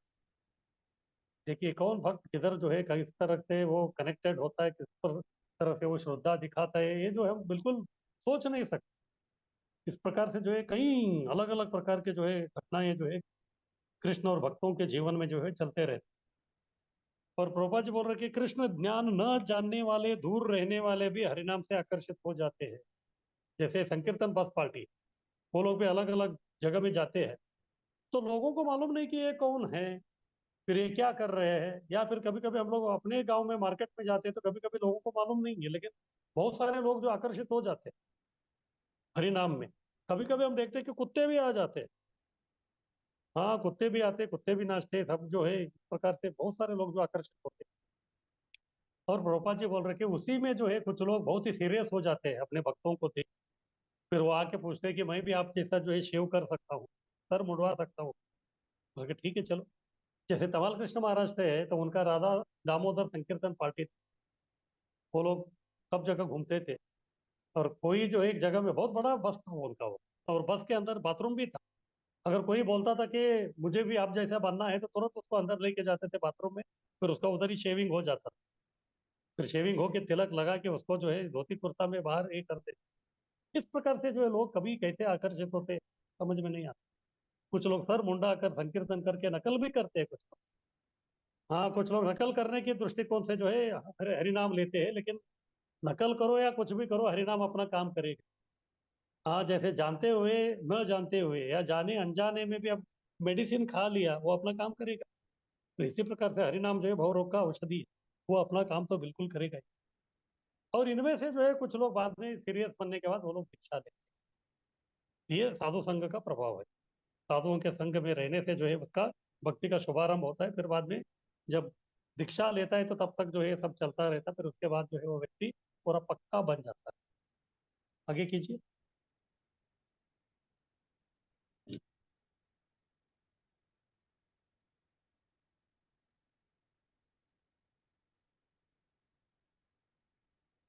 पहला हो गया श्रद्धा।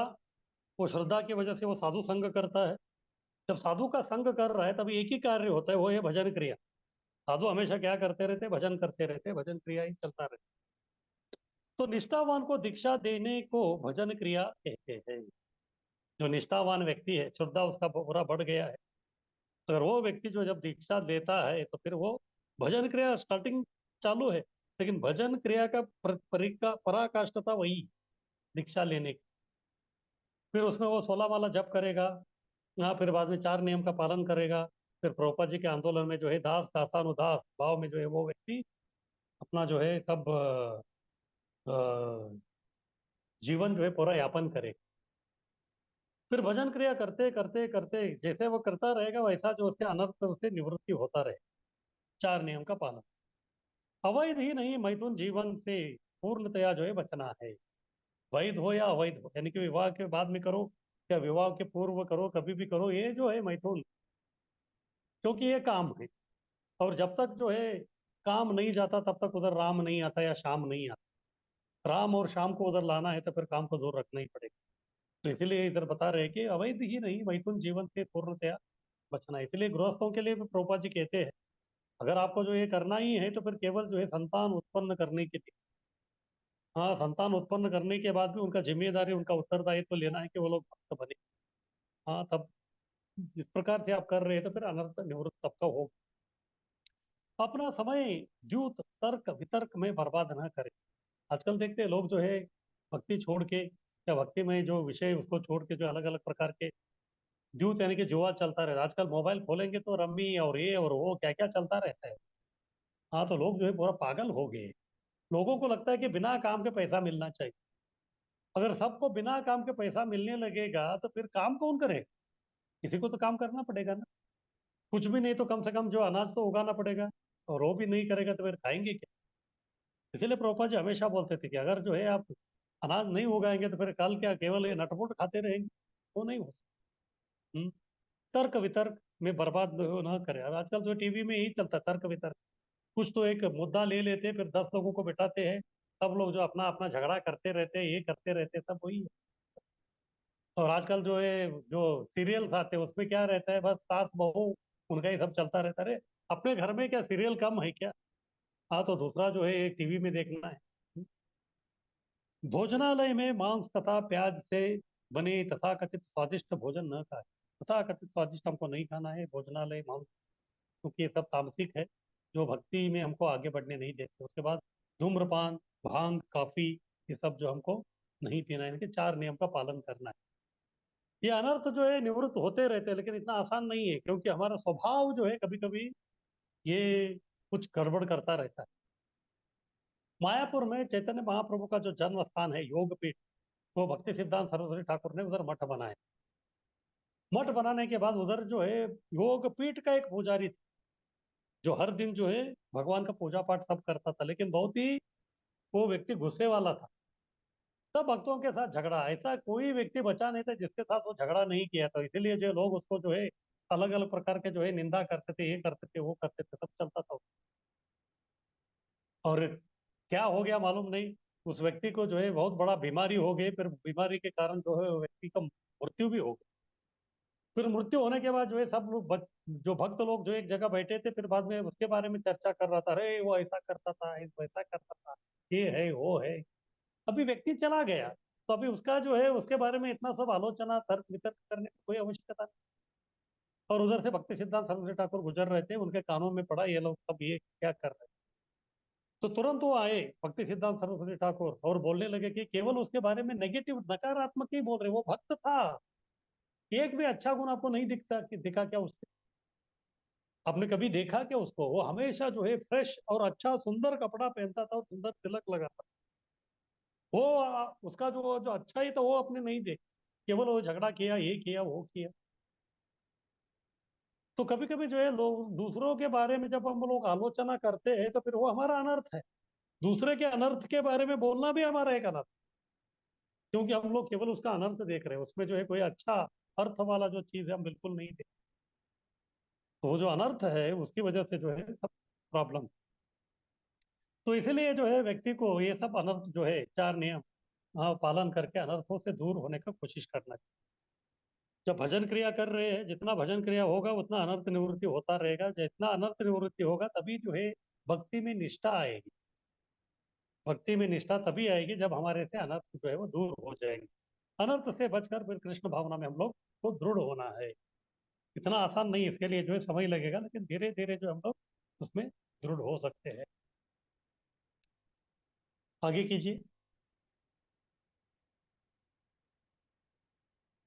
उसके बाद चौथा और लास्ट वाला स्टेज है रोग ठीक होने के बाद क्या करना। रोग ठीक होने के बाद क्या होता है? क्योंकि कभी कभी हमने देखा है, कभी कभी किसी को जो है टाइफाइड हो जाता है, रोग ठीक होने के बाद भी अभी वो ठीक हो गया तो फिर डॉक्टर छोड़ते नहीं। जब वो हॉस्पिटल से जाता रहता है तो उसको बड़ा पोटली बांध के दे देते हैं।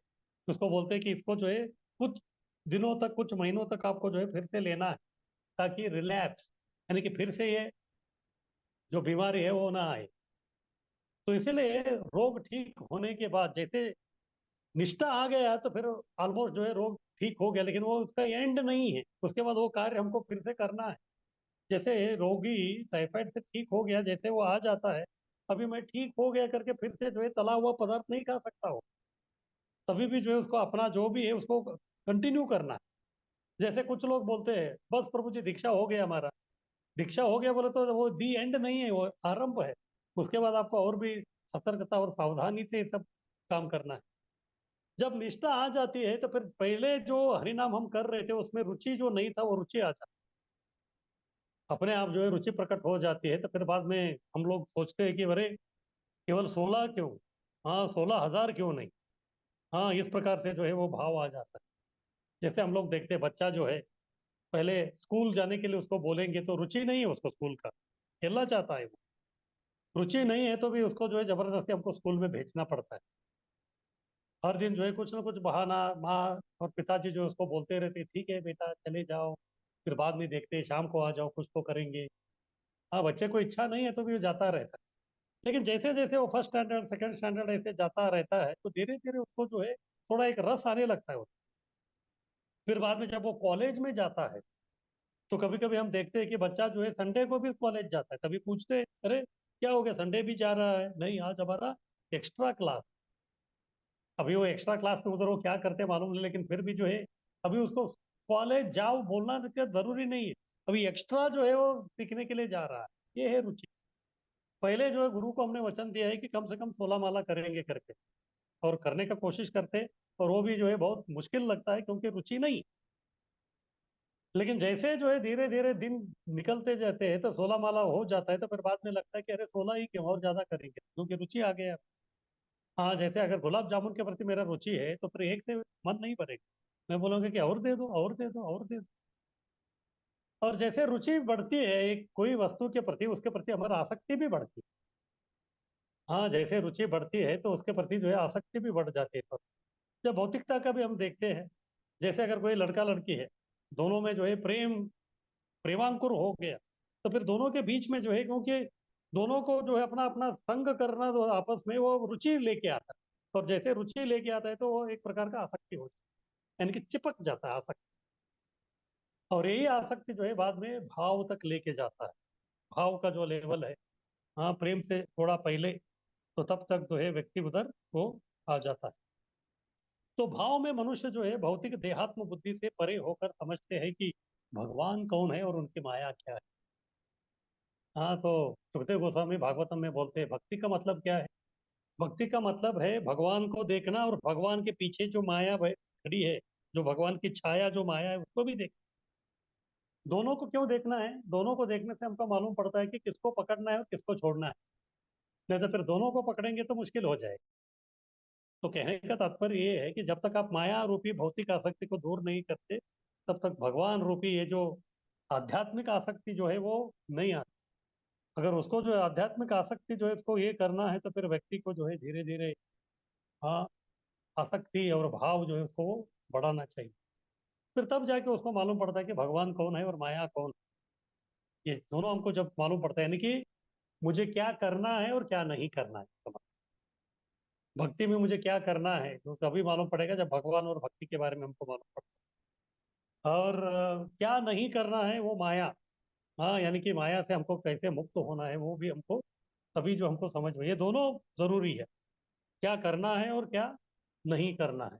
तो तब जाके जो है हम सही प्रकार का निर्णय जो है हम लोग ले सकते हैं। आगे कीजिए।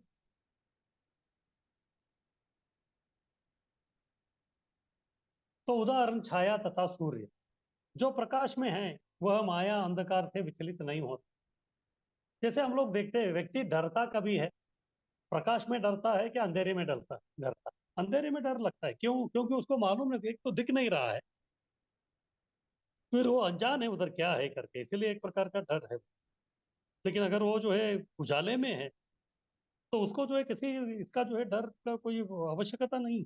इसलिए जो प्रकाश में है वो डरता नहीं है, यानी कि कृष्ण रूपी जो प्रकाश या सूर्य उधर है, तो फिर वो व्यक्ति कभी डरता नहीं।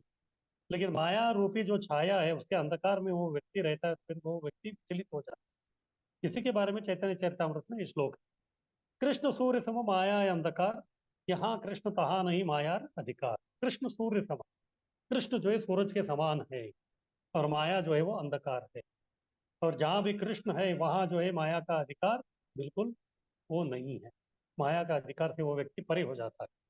तो इधर कृष्ण का मतलब है सूर्य प्रकाश, माया का मतलब है अंधकार। जहाँ सूर्य है वहाँ अंधकार नहीं है।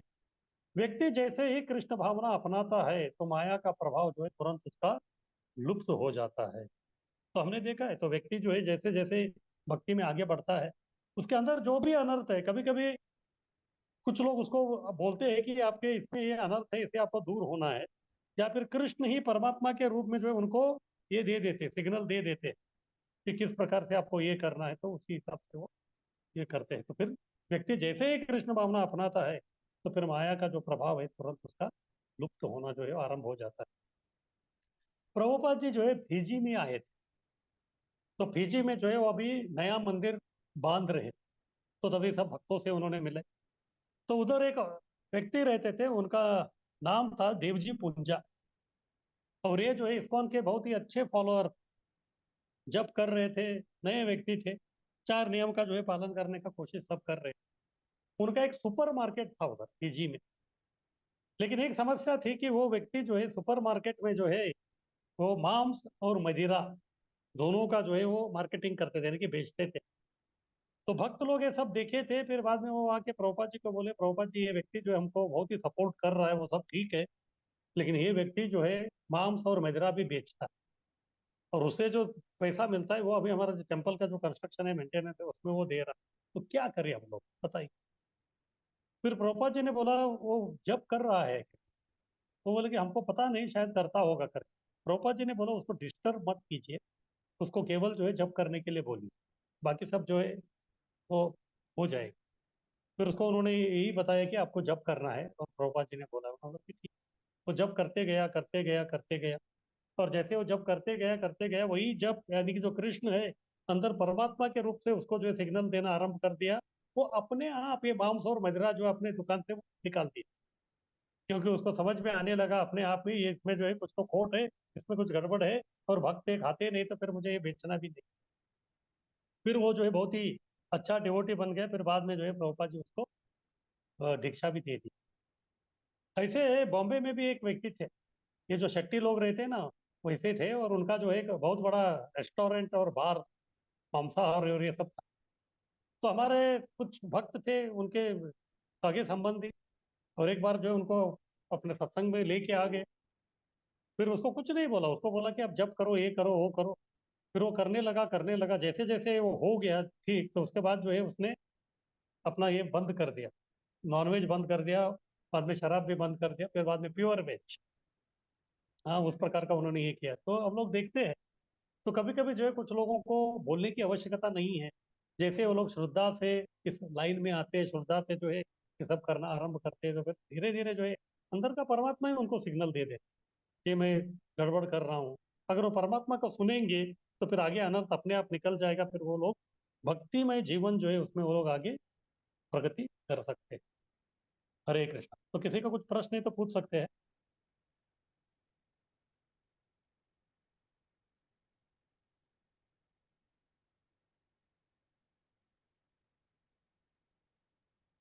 हरे कृष्णा। हरि बोल। हाँ, मेरा एक बोल, प्रश्न है हाँ बोल, प्रभु जी। हाँ बोलिए। हाँ, अभी ये दीक्षा हो जाता है प्रभु जी, तो कुछ लोग ऐसे बनते हैं कि दीक्षा हो गया अभी हम मंदिर नहीं जाएंगे, तो घर में ही प्रचार करते रहेंगे। तो उनको मतलब दीक्षा हो जाता है तो मंदिर का मतलब कुछ सेवा वगैरह से दूर रहना चाहिए, तो ये करना चाहिए क्या, दूर रहना चाहिए उनको? देखिए, जब वो व्यक्ति दीक्षा लेता है तो उसको 3 वचन लेने का रहता है। कितने? 3। सबसे पहला, मैं हर दिन जो है 16 माला जप करूंगा हरे कृष्ण महामंत्र, ये एक हो गया। उसके बाद दूसरा वो वचन देता है सबके सामने, मैं 4 नियम का पालन करूंगा। उसके बाद तीसरा और महत्वपूर्ण, मैं प्रभुपाद जी के आंदोलन में दास दासानुभाव में सेवा करूंगा। जो भी हर कोई व्यक्ति दीक्षा लेता है उसको ये वचन लेना है। क्या आपको लगता है कि वो व्यक्ति घर में बैठ के ही ये हरे कृष्ण आंदोलन में सेवा कर सकता है? अगर उस प्रकार कर रहे हैं तो हमको कोई आपत्ति नहीं, लेकिन 99% मुझे लगता है वो व्यक्ति घर में रहेगा तो फिर ये जो तीसरा जो वचन दिया है वो वचन भ्रष्ट हो जाएगा, क्योंकि उसको प्रभुपाद जी के आंदोलन में सेवा करना है। दीक्षा जो है केवल हम हमारे लिए नहीं ले रहे हैं, गुरु और कृष्ण के प्रति समर्पित, और उनका जो आंदोलन है उसको आगे बढ़ाने के लिए हम लोग कर रहे हैं। अगर आप लोग जो है केवल दीक्षा लेके घर में बैठ रहे तो एक प्रकार का वो स्वार्थ है। आपको बाहर निकलना पड़ेगा, मंदिर में आना पड़ेगा और सेवा करना पड़ेगा। अगर घर में ही आप रहेंगे तो मुझे तो लगता है कि आप ज़्यादा दिन भक्ति में टिक नहीं पाएंगे, क्योंकि दूसरे लोगों का संग कर रहे हैं आप, भक्तों का संग नहीं कर। तो इसलिए जो है मुझे तो लगता है कि वो व्यक्ति ज़्यादा दिन नहीं टिक पाएगा। इसलिए आपको जो है मंदिर में आना पड़ेगा, भक्तों का संग करना पड़ेगा, और सेवा भी करना।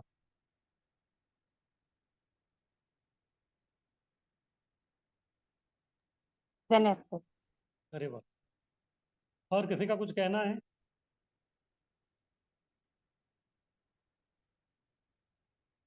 तो ठीक है, फिर ये जो भाव है बाद में जो है प्रेम के रूप में परिवर्तित हो जाता है। भाव और प्रेम में ज़्यादा अंतर नहीं है।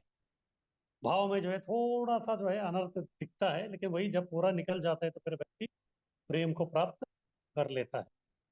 तो ठीक है, ये श्लोक भी हो गया। अभी अगले श्लोक से हम लोग कल शाम को 6:30 बजे फिर से मिलेंगे। हरे कृष्ण। वांछा कल्पतरुभ्यश्च कृपा हरे कृष्ण प्रभु जी। हरे कृष्ण प्रभु जी। हरे कृष्णा कृष्णा प्रभु प्रभु जी। जी, प्रभु। थैंक यू सो मच दंडवत प्रभु। प्रणाम प्रभु जी। हरे कृष्ण प्रभु जी, प्रणाम Prabhu thank you ji. So Hare much. Krishna Prabhu ji. प्रणाम, thank you thank you so much. Hare Krishna Prabhu ji, धन्यवाद प्रणाम। हरि बोल हरि बोल। हरि बोल Hari Ito na ko ba? दंडवत प्रणाम Ito प्रभु yung जी। kato. Ito yung kato. Ito na ko, di ba? देखा